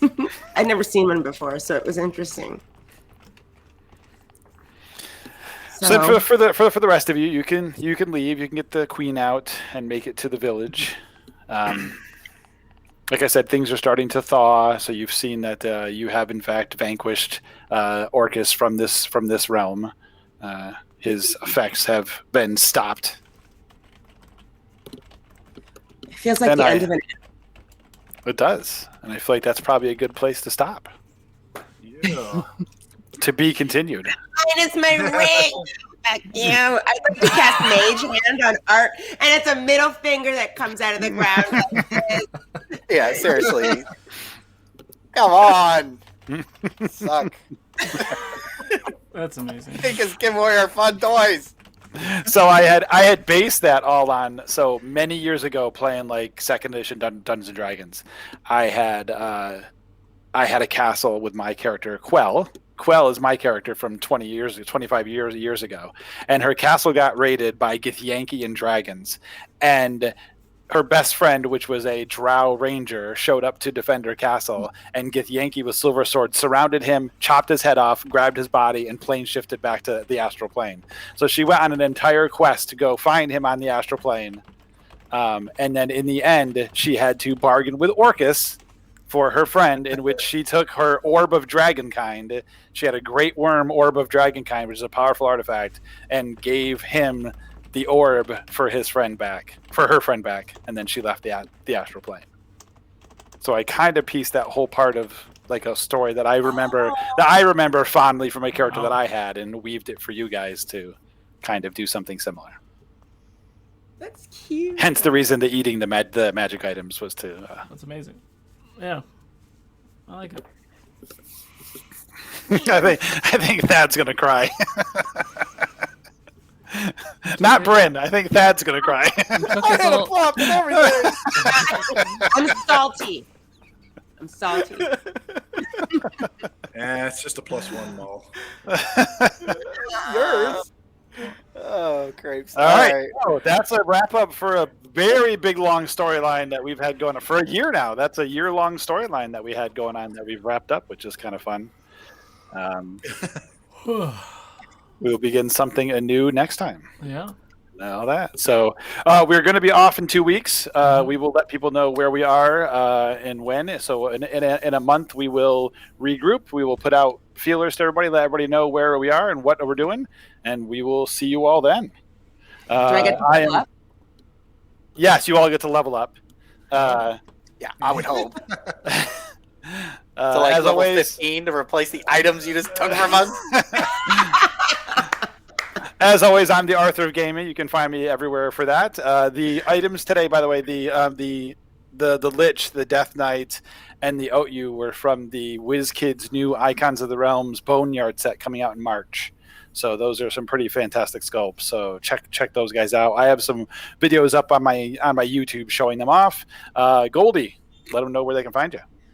Hi, everybody. I'm Alicia Marie. I'm Alicia Marie Body on all socials, and you can pretty much find me all over Fable. Tonight, I'll be playing in the Fallout Adaptive 5e Vault at 6:30 p.m. PST. Come swing by. Let's get wasted. And then we'll go over to Bryn. How frustrated Bryn without his wolves. So yeah, you guys can find me on everything Vorpal board. And then actually, if anybody's interested in learning how to play D&D the way we do here on Riverbreak, we've got a great video we did with Arthur Wright that's coming out soon, as well as one with Dan Mizuchi on how to use hand-drawn maps and 2D terrain bits, and a couple other cool ones with some new dice features coming out soon. So keep an eye out for that. We'll post it on social media and put it up on YouTube. Sweet. And Corbog. Hi, I'm Chris Sims. You can find me just about everywhere as Chris S. Sims or Christopher S. Sims. And yeah, that's it for me. All right. And Nico. DM Chris Solo, anywhere in there or Fabled, here almost every day of the week. And like Alicia said, we got Vault tonight, and then Adventures in, Middle Earth, Shadow in the North is tomorrow at 4. Sweet. All right, and that's it, everybody. Thanks for watching, and Riverbreak will be back, and we will have some more fun times coming up. All right, yo. See you guys soon. Bye. Bye. Rate 'em.